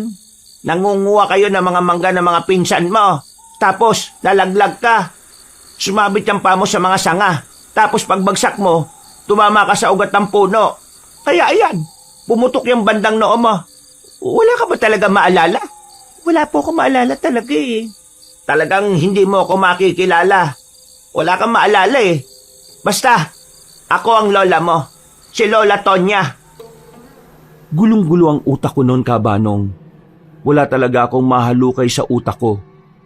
Kahit na anong gawin ko, kahit ang pangalan ko noon, hindi ko rin alam. Sinabi lang sa akin na matanda na Emmy ang pangalan ko. Noong mga sandaling yon, unti-unti akong naniwala na siya nga ang lola ko.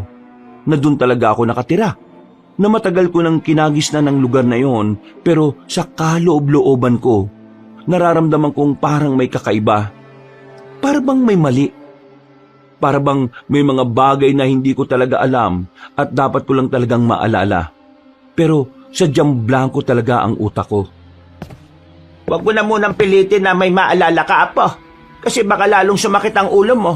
Bukas ng umaga, ipapasuri kita sa kakilala ko. Pero sa albularyo lang, ha? Alam mo namang walang ospital dito sa atin. Nag-aalala ko baka mamaya kung ano na nangyari sa'yo. Sige po. Gusto mo bang lumabas? Gusto mo bang makita ang mga pinsan mo? Pati na rin si Bideng. Si Bideng? Sino po yun? Siya ang mapapangasawa mo. 6 na buwan na mula nang pumayag ka sa kanyang magpakasal, Apo. Sobrang nag-aalala yun sa'yo nung tumawag siya kanina sa telepono. Ang kaso, mamayang gabi pa raw ang uwi niya Alam mo naman, may trabaho pa siya, hindi ba? Bideng? Wala talaga ako maalala. Bakit parang wala akong maramdaman na may minamahal akong lalaki rito? Paano mo naman kasi mararamdaman, Apo? Wala kang ang maalala.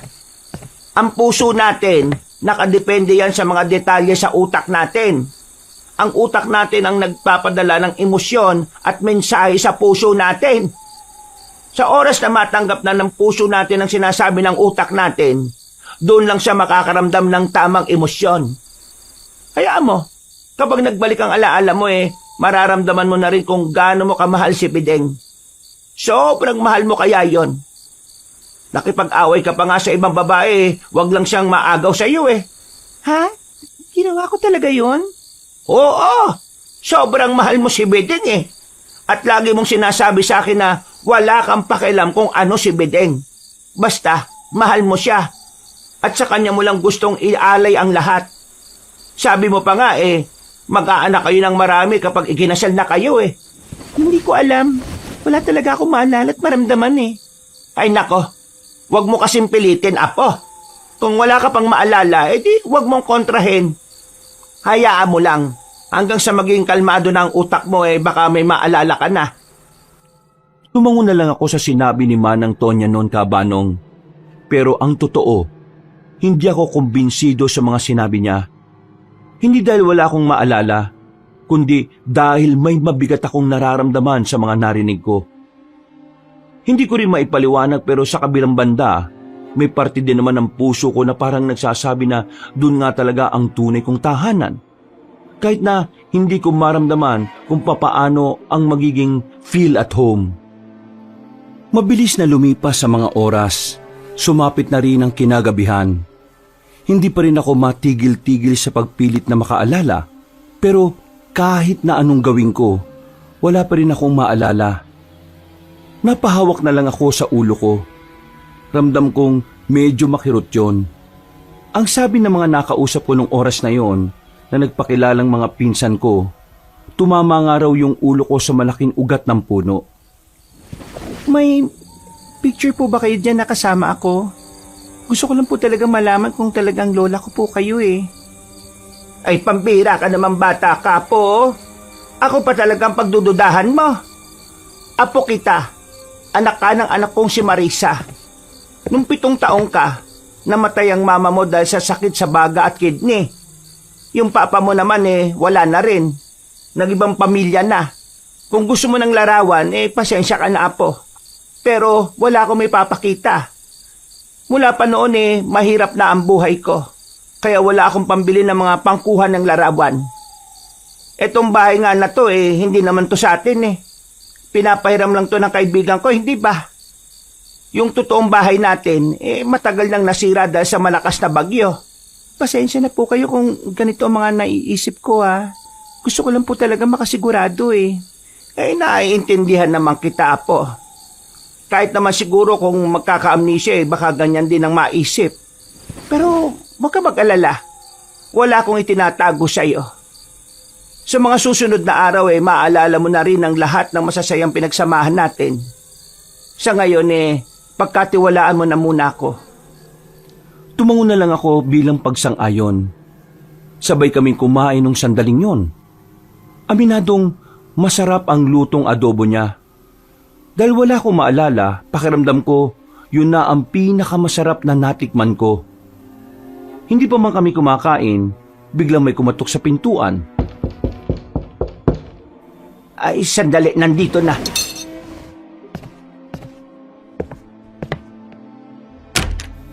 Magandang gabi, Tonya. Pwede ba akong pumasok? Ay, oo naman, tuloy. Isang matandang lalaki ang pumasok ng bahay namin. Sa tingin ko noon, nasa edad 50 hanggang 60 na siya. Nung una akala ko ay si Lola Tonya ang sadya na matanda. Pero nagulat na lang ako nang tumingin siya sa akin. Ngumiti at bumati. Magandang gabi sa'yo. Magandang binibini. Ho? Nabalitaan ko ang nangyari sa'yo. At kahit nasa trabaho ko kanina sobra ako nag-alala. Buti na lang nakatawag ako at nalaman kong nasa maayos ka ng kalagayan. Kahit na nawala ang alaala mo, alam kong hindi mo naman makakalimutan ang pagmamahalan natin dalawa. Pagmamahalan nating dalawa? Seryoso? Tonya, ipakilala mo naman ako sa kanya. Talagang hindi niya ako naalala Pero ayos lang naman. Apo, siya si Benedicto, o mas kilala sa pangalang Beding. Siya ang sinasabi ko sa yung lalaking pakakasalan mo. Siya ang lalaking piniling makasama mo habang buhay. Ho? Teka, alam kong nawalan ako ng alaala pero joke time ba ito? Itong matandang to? Fiancé ko? Ano yung fiancé? Emmy, alam kong mahirap paniwalaan dahil hindi mo ako maalala. Pero tumingin ka sa mga mata ko. Hawakan mo kamay ko. Mararamdaman mo kung gaano kainit ang pagmamahalan na pinagsaluhan nating dalawa. Hindi ko talaga maramdaman Normal naman yan, mahal kong Emmy. Kasi wala kang maalala, kaya hindi mo rin naman mararamdaman. Ayos lang sa akin. Hindi naman kita minamadali na maalala ka agad ako. Ang mahalaga naman sa akin ay ligtas ka. Apo, mahal na mahal mo si Beding. Nung nag-alok siya ng kasal, tinanggap mo nga kaagad. At nalalapit na ang kasal ninyo. Alam kong wala ka pang maalala, pero hindi natin pwedeng ihinto ang kasal. Lahat ay nakaplano na. Nakakahiya naman sa pamilya ni Beding kung hindi mo ito itutuloy. Hindi ko nga alam ang tungkol sa kasal Hindi ko siya kilala. Naguguluhan pa ang utak ko. Kaya sana, huwag niyo muna akong pilitin sa kasal na yan. Hayaan niyo na muna ako makapag-isip-isip. Pero isang malaking kasalanan sa tradisyon natin na ihinto ang pag-iisang dibdib na pinlano na ng Panginoon. Kailan ba ang kasal? Sa susunod na buwan na. Susunod na buwan na kagad? Matagal na natin itong napag-usapan. Pero sa dami ng mga dapat ikonsidera, naurong na ng naurong. Pero ngayon, alam kong meron kang pinagdaraanan. Pero hindi ito maaaring matigil o ipagpaliban. Sumobra na ang konsiderasyon na binigay sa atin ng Panginoon. Baka mamaya isumpanan niya tayo. Apo, may isang buwan ka pa naman. Gamitin mo yon para makaalala. Hindi ka namin minamadali pero sana maalala mo na ang lahat. Hindi na ako nakapagsalita pa pero yung Beding nakatingin lang sa akin. Malapad ang ngiti niya. Habang ako'y umiiwas naman agad ng tingin. Hindi ko siya kayang tingnan ng matagal. Sa lahat ng pinagdududahan ko, pakiramdam ko, yun ang masasabi kong tama ang nasa isip ko. Hindi ko talaga siya kilala. Umalis sa bahay ang matandang lalaki. Ako naman ay natulala lang. Hindi ko rin naubos ang kinakain ko. Hinawakan ni Lola Tonya ang kamay ko at ngumiti sa akin ng papilit. Apo, naiintindihan kita. Pero hindi ka na pwedeng umatras. Malaking kasalanan nito sa ating paniniwala at kultura. Ano po bang pamumuhay ang meron dito sa lugar na to? Anong mga kultura? Hindi ko maintindihan Sagrado at banal ang mga bagay na gaya ng kasal o pag-iisang dibdib. Dito sa atin, malaking kasalanan ng pagpapaliban ng kasal. Yung mga unang pagpapaliban, katakot-takot na paghingi ng tawad sa Panginoon ang ginawa ng pamilya ni Beding. Pero ngayon Apo, hindi na pwede. Malalang kamalasan ang maaaring mangyari sa atin kapag ang kasal ay hindi pa matutuloy. Hindi ko nga maalala eh. Hindi ko maalala na pumatol ako sa isang matanda na halos kaedad mo na. Ikaw ang pumili sa kanya. Hindi siya ang pumili sa'yo. Aba wow! Parang siya pa ang lugi. Hindi ako makapaniwala. Pinili ko talaga siya. Diyos ko naman. O sige, ganito na lang ang gawin natin. Bukas, ipapasuri ko ang sugat mo. Pagkatapos, mag-ikot-ikot ka rito. Baka sakaling meron kang maalala. Hindi na lang ako nagsalita, Kabanong. Dumiretso na agad ako sa kwarto. Kinabukasan ng umaga, isang matandang babae ang dumating sa bahay. Tiningnan niya ang sugat ko. Ayon sa kanya, wala namang gaanong malalang galos. Pero baka raw naalog ng malala ang utak ko, kaya nawala ang lahat ng alaala ko. Sandali lang naman ang ginawang pag-check sa akin. Bandang tanghali, sinunod ko ang sinabi ni Lola Tonya. Lumabas ako ng bahay. Habang naglalakad ako, lahat ng tao ay binabati ako. Nakangiti sila. Parang kilalang kilala talaga nila ako kahit hindi ko naman sila maalala. May nagtanong pa nga kung kailan ang kasal. Kabanong, aminado ko na kahit papaano, pakiramdam ko safe ako sa lugar na yon kahit wala akong maalala kahit na isa. Yung mga tao kasi ron, yung tingin nila sa akin ay parang isang mahalagang tao. Sa paglalakad ko, meron akong natanaw na bungad ng kagubatan. Maraming mga sampagita doon. Malayo pa lang, naamoy ko na. Nahumaling ako, Kabanong. Kaya agad naman akong lumapit doon para pumitas sana. Pero nang naroon na ako, nakita ko isang ilog. Tanaw mula sa kinatatayuan ko. Ilog? May alaala ba ako sa ilog na ito? Sinubukan kong pumikit para subukang maibalik ang alaala ko. Pero bigla lang sumakit ang ulo ko. Ay nako, kainis naman. Wala talaga akong maalala. Naglakad-lakad ako ulit at hindi ko na nga namalaya na nakarating na pala ako sa gitna ng kagubatan. Napapaligiran ako ng matataas na puno. Dahil sa pagiging maaliwalas ng paligid, hindi ko na napansin na sobrang napalayo na pala ako sa lugar namin. Sino yan? Napatigil ako sa paghawi ng mga nakaharang na halaman nang maramdaman kong merong tao sa paligid. Maya-maya lang, isang lalaking mahabang buhok nang bigla na lang lumabas. May nakalagay na itak sa tagiliran niya, kaya ang una kong inisip, mananaba siya ng kahoy. Sino ka? Bakit mo tinatanong? Ay wow, galing ng sagot, patanong din. Di kita kilala. Kaya nga tinatanong ko kung sino ka eh. Ibig sabihin ba niyan?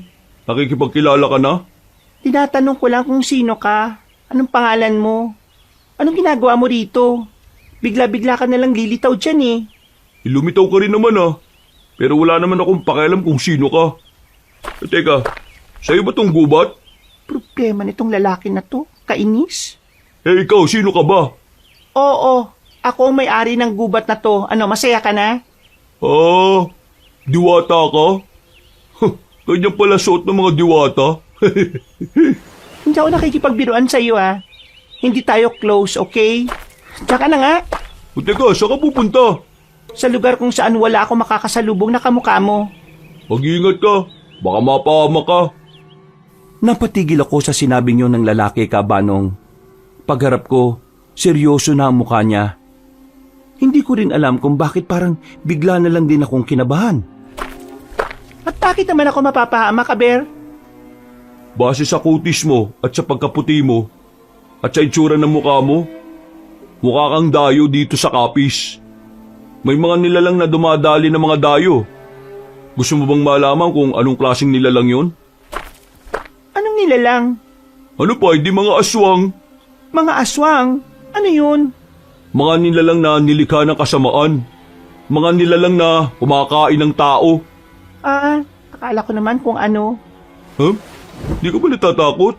Bakit ganyan lang ang reaksyon mo? Anong gusto mo? Umiyak ako. Marami nang namatay dahil sa kanila. Kung ayaw mong mapasama sa listahan ng mga taong nawawala, at natatagpuan na lang na wala ng laman loob, huwag kang gumala-gala sa gubat. Hindi ako naniniwala, no? Diyan ka na nga. Naglakad na ako paalis. Hindi ko na nilingon pa ang lalaking yon. Habang naglalakad ako, parang bigla na lang sumakit ang ulo ko. Naalala ko ang sinabi ng lalaki tungkol sa mga aswang. At sa mga sandaling yon, hindi ko alam kung bakit bigla na lang kumirot ang utak ko. Pakiramdam ko noon, Kabanong, meron akong alaala sa mga aswang. Kaya naman, hindi ko maiwasang hindi kabahan. Nakaramdam ako ng pagkahilo. Napasandal ako sa dingding namin. Sakto namang dumating si Lola Tonya. Apo, ano ba nangyayari sa'yo? May naalala ka na ba? Wala po. Masakit lang yung utak ko. Sabi ko naman kasi sa'yo huwag mo nang pilitin masyado. Kung ayaw pa, ayos lang. Kusa mong maalala yan kapag handa na yung utak mo. Nagpahinga na lang ako ng mga oras na yon, Kabanong. At dahil doon, nagdahan-dahan na ako sa pag-iisip ng kung ano-ano. Sa paglakad ng mga araw, parang hinayaan ko na lang na ang panahon ng kusang magpaalala sa akin ng mga bagay-bagay. Sinabayan ko na lang ang agos. At inisip ko na lang din na baka nga totoong taga roon ako. Na baka si Lola Tonya talaga ang nag-iisang pamilya na meron ako. Na baka nga mahal ko si Biding kahit na parang lolo ko na siya. Lahat ng iyong Kabanong ay iniisip ko dahil halos lahat ng nakikita ko sinasabing ang tunay kong pagkatao ay kabilang sa kanilang lahat. At sa lugar na yon, lalong-lalo na sa kulturang meron doon. Nagkaroon ako ng mga kakilala, mga kaibigan, mga kakwentuhan at nakilala ko na rin ang pamilya ni Beding. Meron pala siyang asawa sa una pero namatay na raw. Wala siyang anak. Kahit na nakakaramdam pa rin ako ng pagkailang, sinubukan kong paniwalaan na talagang mahal ko nga si Beding. Mahal ko, Gemi. Ilang anak ba ang gusto mong gawin natin? Gusto kong malaman. Hindi naman pwedeng ako lang ang magdesisyon sa bagay na yan. Kasi hindi naman ako ang mahihirapan sa panganganak. Anak? Hindi pa nga tayo kinakasal, anak na kaagad? Siyempre, dapat mapag-usapan na natin ang bagay na yan. Para naipaplano natin ang maayos, hindi ba? Siguro kahit isa lang. Ay bakit naman isa lang? Kapag kasi marami, makakagulo sila. Makakainggitan, mag-aaway. Tumawa si Biding sa sinabi ko. Ang Lola Tonya naman parang kinilig pa sa sinabi ko. Pero ako, pinipilit ko lang na pakisamahan at sinusubukan ko naman talagang mahalin si Biding dahil yun ang sinasabi nila. Pero kahit na anong gawin ko, wala akong maramdaman talaga, Kabanong. Ay nako, kung isa lang, paano kakalat ang lahi niyong dalawa? At ang apelyido nitong si Bedeng? Nako, kung babae ang anak, hindi nakakalat. Tonya, ayos lang. Ang akin lang naman gusto kong malaman. Kung hindi niya gusto ng maraming anak, ayos lang naman. Ayaw ko rin namang mahirapan siya balang araw. Maraming salamat. May apo, kumusta ka na nga pala? Nitong mga nakarang araw may naalala ka na ba ngayong nakatira ka na rito sa bahay ni Bedeng? Wala pa rin pula Hindi ko na lang po pinilit. Paalala ko naman siguro yun ng kusa. Yan! Tama yan na po. Kasi nahihirapan ka kapag pinipilit mo pa Ngumiti na lang ako ng papilit, Kabanong. Pagkatapos ng hapunan namin, lumabas na rin at nagpaalam na rin si Lola Tonya. Naiwan kaming dalawa ni Biding sa bahay niya. Nakabukod ang kwarto ko sa kanya. Nakiusap kasi ako sa ganung setup. Naintindihan naman niya dahil na rin sa pagkawala ng alaala ko. Hindi ba talaga tayo pwedeng matulog ng magkatabi? Kahit tabi lang. Hindi ba banal at sagrado ang kasal? Kaya kabilang sa paghahanda natin sa kasal, dapat konserbatibo tayo. Hindi pa pwedeng magsama sa apat na dingding ang dalawang hindi pa nag-iisang dibdib, di ba? Ay, yan ang gusto ko sa'yo, Emmy. Mahal ka. Matalino ka talaga. Di sige, punta na ako sa kwarto ko. Hahalik pa sana siya sa akin pero pumasok na ako sa kwarto at nagsara ng pinto. Napabuntong hininga na lang ako noong mga sandaling yon. Dumaan pa ang mga araw. 1 linggo na lang bago ang kasal. Kung sino-sino na lang ang nakakarap ko at nakikilala.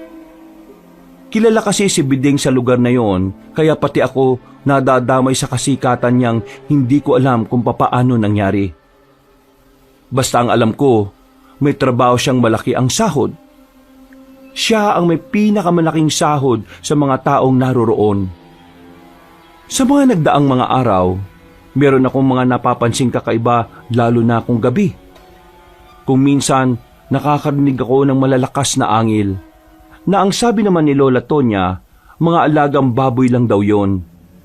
Pero ang hindi ko maipaliwanag ay yung mga dugong nakikita ko sa likuran ng baryo namin na parang halos araw-araw kong nakikitang umaago sa lupa pababa sa kanal. Ang sabi ulit ni Lola, galing daw sa katayan ng manok. Apa, dito ka na muna ha. Lalabas lang ako sandali. Saan po kayo pupunta? 11:00 na po ah. May kakausapin lang akong amiga ko. Baka kasi umalis bukas at hindi na naman kami magtagpo. Mukhang mahalagang bagay yata yan ah. Ay oo, kailangan eh. O sige po, balik na lang po kayo kagad. Mag-ingat po kayo. Nung gabing yon, sa bahay ni Lola Tonya ako tumuloy. Ilang araw na kasing hindi umuwi si Bideng dahil sa trabaho niya raw. Kaya naisipan kong kay Lola Tonya na muna ako. Tutal, wala naman akong kasama. Halos mag-iisang oras na, hindi pa rin nakakabalik si Lola Tonya. Napaisip ako kung ano ang nangyari sa kanya.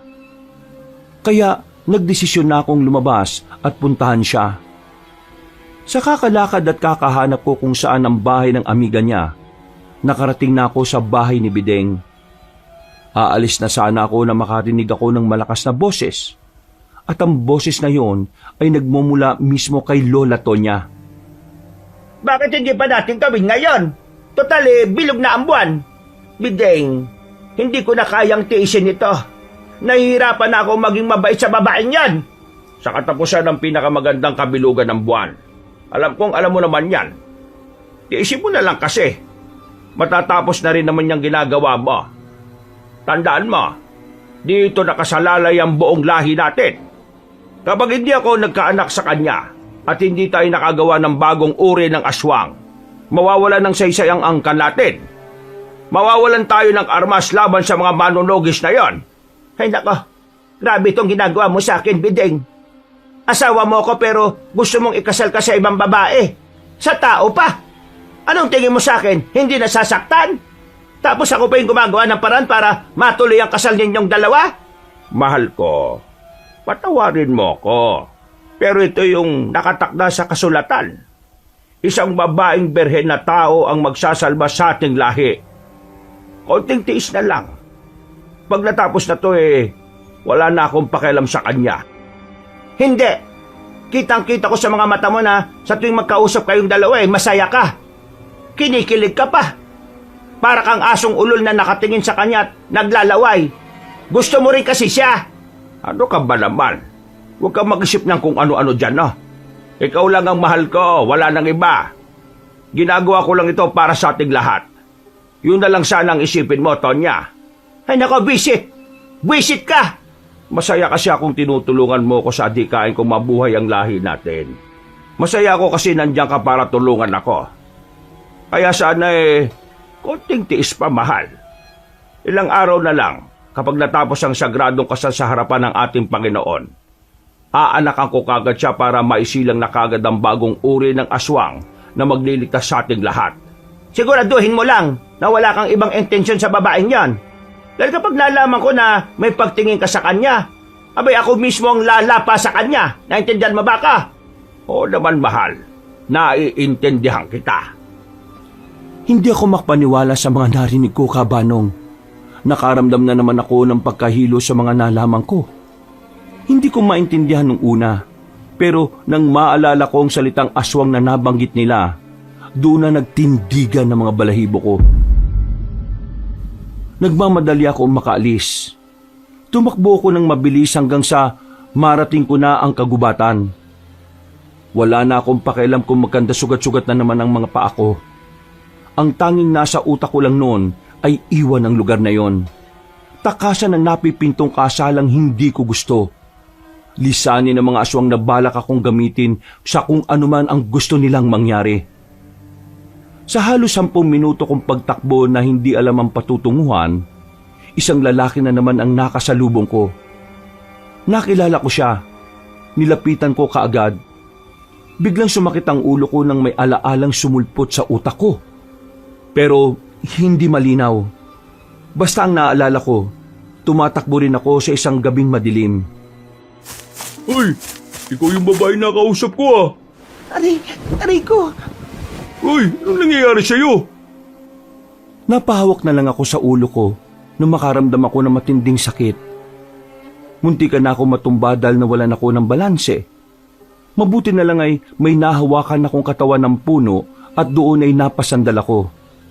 Agad namang lumapit ang lalaki sa akin. Hoy, ano ba nangyayari sa'yo?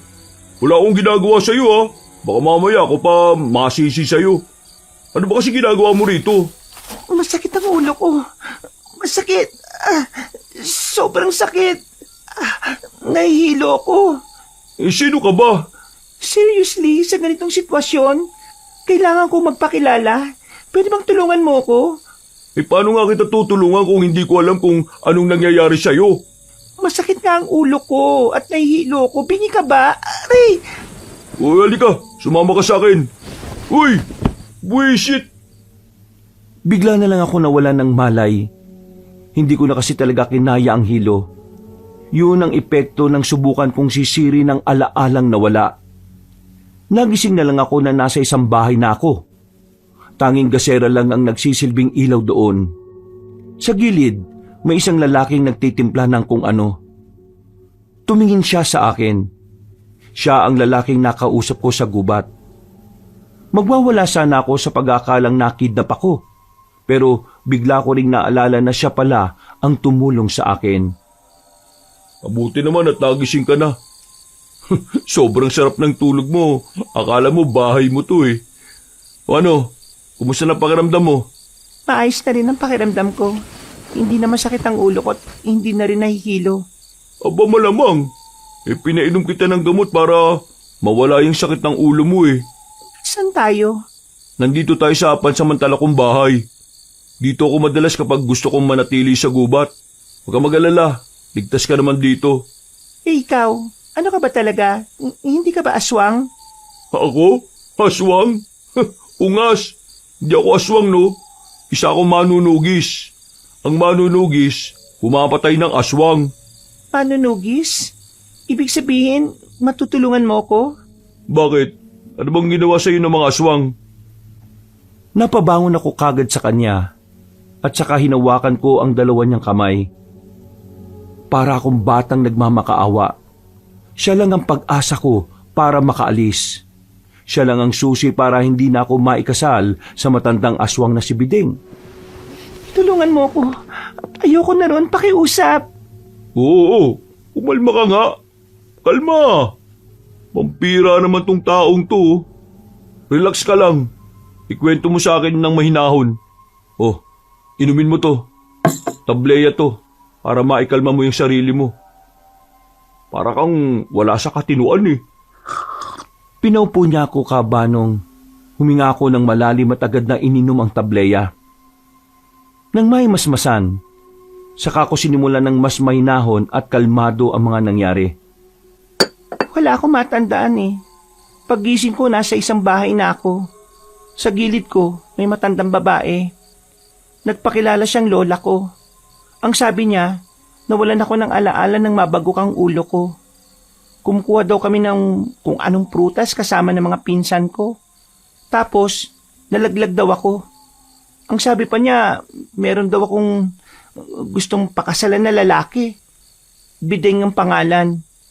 Nung makita ko yung biding wala naman akong maramdaman. Alam kong wala akong maalala kaya pwede yun ang dahilan. Pero di ba, kahit hindi mo maalala yung isang tao, hindi naman makakalimot ang puso. Basta, pakiramdam ko hindi ko naman talaga kilala yung matandang yun. At pakiramdam ko, Hindi talaga ako ganito. Hindi ako ganito magsalita. Hindi ako ganito kumilos. Parang yung pagkatao ko, hindi bagay sa lugar kung saan ako nagkamalay. May amnesia ka? Pero anong connect yun sa mga aswang? Kanina, naisip kong hanapin yung kinikilala kong lola. Natagpuan ko siya sa bahay ng sinasabi kong fiancé ko. Nakita ko si lola sa loob. Kausap niya si Bideng. Nagtatalo sila. Doon ko nalaman na mag-asawa silang dalawa. At ang balak nila, ikasal ako kay Bideng para magkaroon sila ng bagong uri ng aswang. At ang aswang daw na yun yun ang magagamit nila laban sa mga albularyo at manunugis. Sa madaling sabi, itong nagpakilalang lola sa akin, hindi ko talaga kaano-ano. Sinamantala lang nila yung kawalan ko ng alaala para gawing kasangkapan kung ano man yung binabalak nila. Hindi ko na alam kung ano pa yung mga napag-usapan nila kasi tumakbo na ako Pero hanggang ngayon, wala pa rin akong maalala. Hindi ko alam kung sino ba talaga ako. Ituro mo sa akin kung nasaan yung mga aswang. Ako nang bahala sa kanila. Delikado, baka marami sila ron. Wala akong pakialam. Ayoko na bumalik dun Dali mo muna ako sa ligtas na lugar. Natatakot na ako rito. Hindi ka nagkaroon ng amnesia. Ha? Anong ibig mo sabihin? May ginawa sa'yo yung matandang nagpakilalang lola mo. Isang kumpletong gayuma.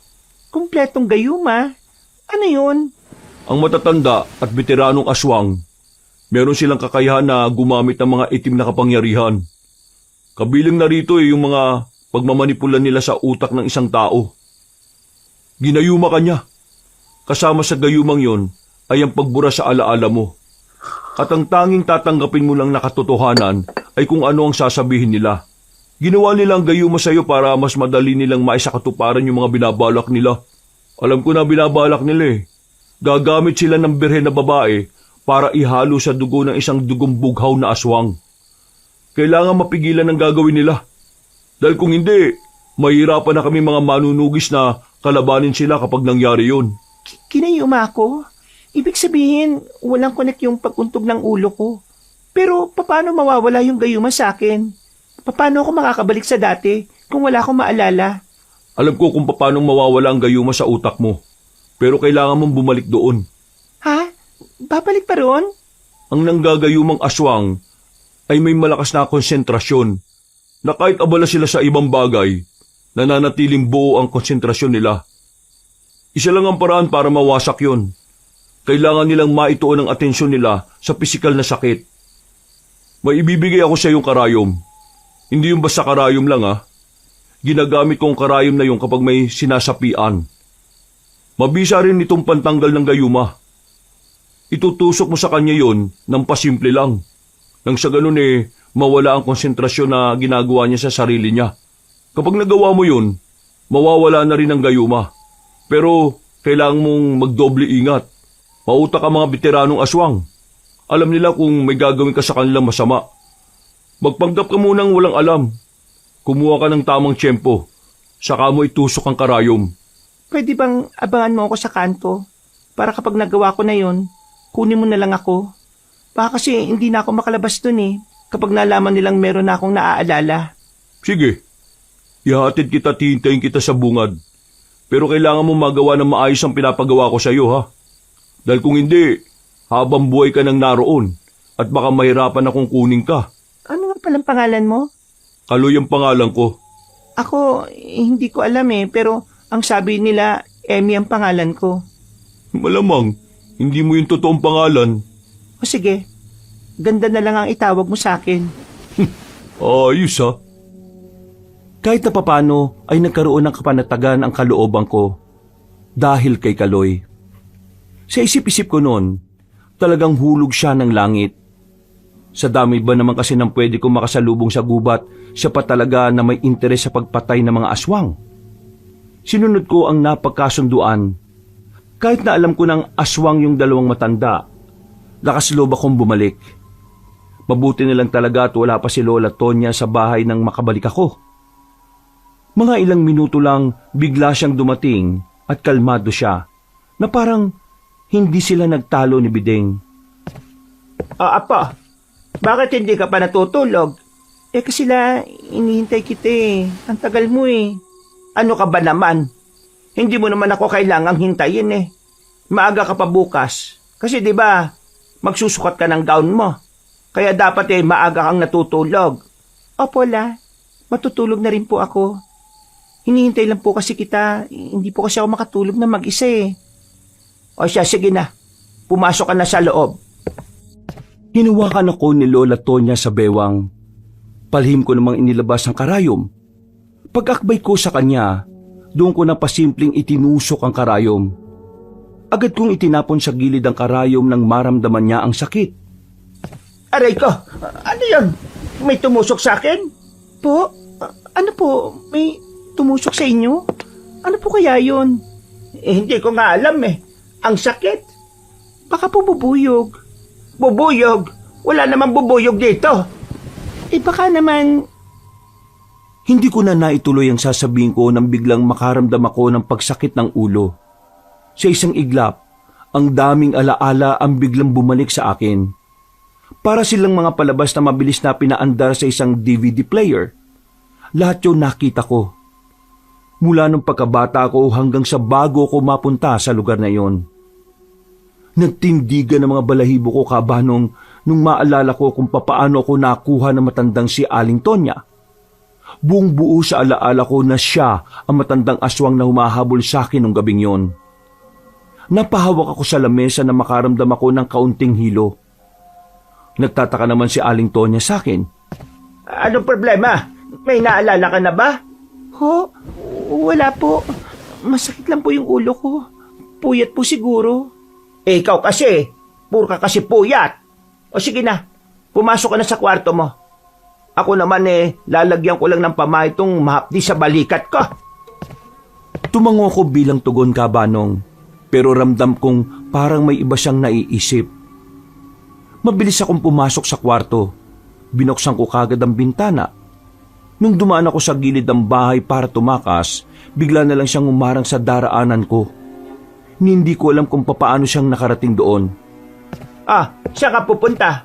Diyan lang po. Bumalik na ang alaala mo na. Ho? Hindi. Ano bang sinasabi nyo? Hindi makamalala ka. Hindi nga ho. Hindi ko alam kung paano mo naalis ang gayuma ko. Pero ang alam ko lang, hindi ka na makakaalis dito. Ikaw ang magiging susi para maisalba ang lahi namin kaya wala ka nang magagawa. Ayoko. Paalisin nyo ko. This is not the place na kinamulatan ko. At kayo mga narito, mga demonyo kayo. Evil! Kahit anong sabihin mo, wala ka nang magagawa. Lalapitan na sana niya ako nang biglang dumating si Kaloy. Tinaga niya ang Aling Tonya. Nakailag ang matanda kaya daplis lang ang tinamo nito. Pero naging sapat na yon para agad kaming makatakbo. Hinawakan niya ako sa kamay at halos kaladkarinan niya ako. Abis yun sa mga kasama nila. Bilisan mo. Kailangan natin makalis. Lahat ng narito, aswang! Paano mo nalaman? Akala ko yung dalawang matanda lang. Mamaya ka na magtanong. Bilisan mo tumakbo. Kakalat ka rin kita ng balalay. Naalarma ang mga aswang ng mga sandaling yon kabanong. Pero nakalabas na rin kami ng lugar nila. Nang nasa kagubatan na kami, meron kaming nakasalubong na grupo ng mga aswang. Sa gilid ka lang. Akong bala. Kinuha na niyang itak niya sa tagiliran. Pinagtatataga niya ang mga aswang. Agad din naman niyang napatumba ang mga yon. Pero nasugatan siya sa braso at balikat. Parang wala lang yun sa kanya. Nagpatuloy kami sa pagtakbo. Pero kahit na anong gawin namin, nasusundan pa rin kami ng nasusundan. At sa paulit-ulit na pakikipaglaban ni Kaloy sa mga aswang, parami na rin ng parami ang mga sugat niya sa katawan. Nararamdaman ko nang nahihirapan siya. Habang ako, walang magawa. Isang malaking pabigat. Hanggang sa mapalibutan na naman kami ng mga aswang. Nasa tuyong palayang kami ng mga oras na yon. Malapit na sana kami sa kalsada pero wala na kaming chance na makaalis pa dahil nakapalibot na sila sa amin. Anong akala nyo? Matatakasan nyo kami? Nahihibang na ba kayo? Ikaw lalaki ka. Isa ka bang manunugis at bakit ang lakas ng loob mong makialam? Wala kang pakialam kung nakikialam ako. Hindi ko hayaan na manalo kayo sa binabalak nyo. At kahit ikamatay ko to ngayon, Sinusumpa kong mamamatay na rin ang lahi ninyo. Ha! Ang kapal ng mukha mong sabihin yan. Tingin mo makakapayag akong hindi maisakatuparan ng mga pangarap namin? Ito na ang tamang pagkakataon doon, iha. At ngayon, wala na kayo magagawa. May kakasala sa akin ng babaeng yan. At makakagawa na rin kami ng anak. Isang bagong uri ng aswang. Kalahating aswang na dugong berde at kalahating tao. Ang pangit ng mukha mo. Hindi ako papayag na maikasal sa'yo. Mas pipiliin ko na lang na magpakasal sa sarili ko kaysa ganyang mukha ang makasama ko habang buhay. Kadiri ka, no? Ang tanda mo na. Mas matanda ka pa yata sa tatay ko eh. Ay wala akong pakialam. Ang malaga sa akin ay ang lahi namin. Ang kasama, patayin yung manunugis na yan at kunin ang babaeng yan para maibalik sa baryo. Dudumugin na sana nila kami nang makarinig naman kami ng malalakas na putok. Agad akong pinadapa ni Kaloy. Pagtingin namin, maraming mga armadong lalaki ang bigla na lang dumating. Yung mga aswang naman, nang isay-isay habang sinasalo ang mga bala. Tumakbo ang matandang lalaki na si Bideng at si Aling Tonya naman nakabulagta na. Maraming nasalong bala. Halos man lambot ako sa tuwa nang makita kong naroon din si Papa. Kasama niya ang mga kamag-anak ni Anton. Natagpuan nila ako dahil sa cellphone kong itinatago ni Aling Tonya. Nagawa nila akong ipatrace. Bagay na talagang pinagpasalamat ko. Anak, ayos ka lang ba? Anong nangyari sa'yo? Pa, sorry. Ayoko na rito. Ayoko pa mamatay. Sorry talaga. Don't say that. Nandito na ako.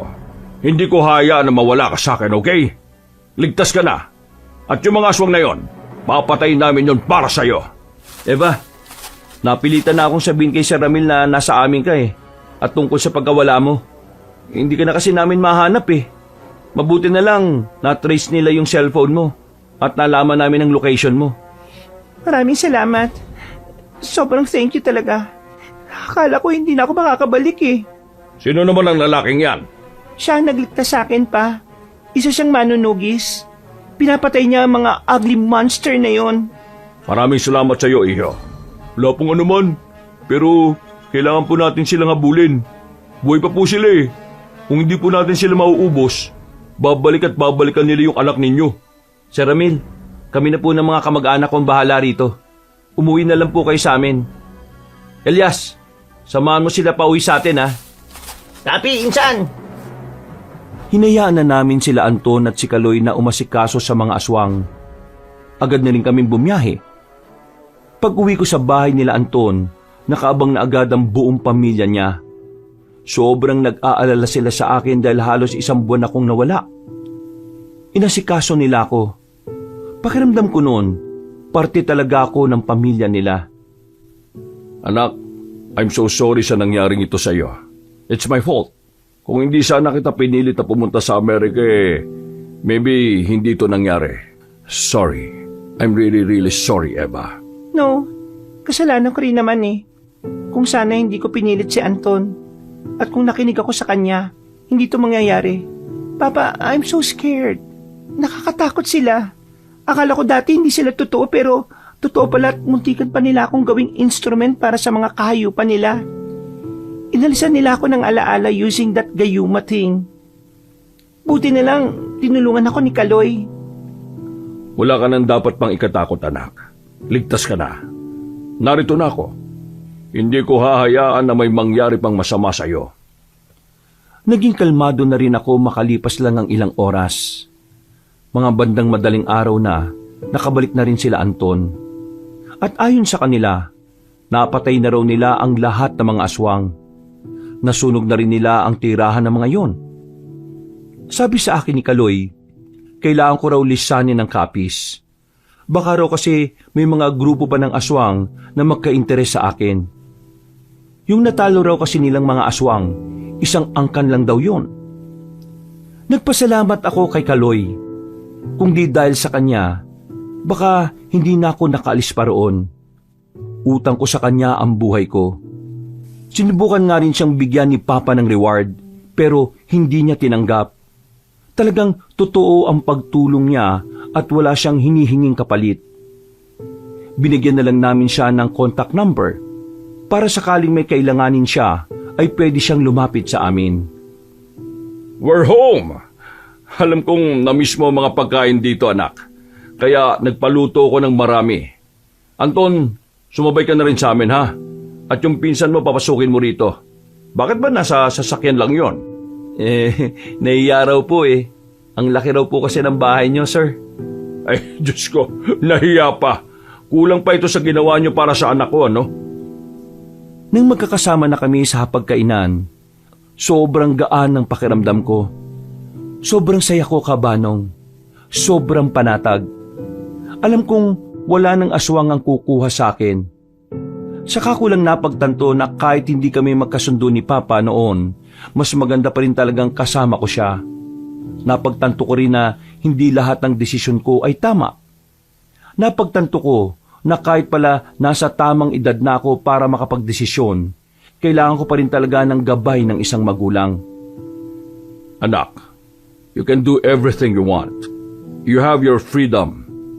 Napagtanto ko kasing hindi rin talaga tama na pilitin kita sa kung ano yung vision ko for your future. Naisip ko na mas maganda siguro kung ang gagawin ko na lang is to guide you if may mga bagay kang hindi naintindihan. So, go for your dream. You can paint your own life, anak. Hindi na kita pipigilan. Thank you, Dad. Salamat ng marami. Kasi naintindihan mo na ako. And sorry din kung may mga oras na rude ako sa'yo. Salamat kasi hindi ka napagod sa akin. You'll always be my baby. So hindi ako mapapagod kahit na kailan. Basta ipangako mo lang sa akin na kahit na anong mangyari, ay magsasabi ka sa akin. Opo, Pa. I love you so much. Mahal na mahal din kita, anak. Mula noon, Kabanong, maayos na ang naging samahan namin ni Papa. Naging bukas na kami sa isa't isa. Mas tumibay ang samahan namin bilang mag-ama. Kabanong, natutunan ko na lang na dapat kailangan nating makinig sa sinasabi ng mga magulang natin. Lalo na kung wala pa tayong kaalam-alam sa tunay na buhay sa labas ng nakasanayan nating mundo. Hanggang dito na lang po ang kwento ko, Kabanong. Maraming salamat po at pinagpalang araw sa inyong lahat. Mga kabangers, mga kayanggaw, si Kabanong po. Bago po tayo magwakas, nagpapasalamat po ako sa pakikinig nyo ngayong araw na ito dito sa ating magandang kwento. At kung medyo nabitin naman po kayo, sinasuggest ko po na bisitahin po natin yung ibang channel natin. Yung Pamela Clamil at saka yung bagong-bago po natin na Kabanong version 2.0 kung saan ang mga kwento natin doon ay meron na pong video na mapapanood. Mga video na gumagalaw na mga pictures. At syempre maganda rin doon ay pwede nyo pa rin tumapakinggan tulad ng dati dahil yung narration natin doon ay meron pa rin music and effects. At syempre, kasama po yung mga bida natin at mga kaibigan natin. At kung nagustuhan nyo po yung mga kwento natin sa dalawang channel na yon, huwag nyo pong kalimutang mag-subscribe kasi konti pa lang po yung subscriber ng Pamela Clamil. At yung bagong channel natin na Kabanong version 2.0, halos iilan pa lang po talaga yung subscriber. So don't forget to click that subscribe button at pindutin nyo na rin po yung notification bell para lagi po kayo nano-notify pag may mga bago na tayo mga video. At syempre, huwag nyo rin kalimutang mag-comment at mag-like. Ang ating mga link nga pala ng mga channel na yon ay nasa pin comment po or nasa description. So, hanggang sa mga susunod na mga kwento, paalam!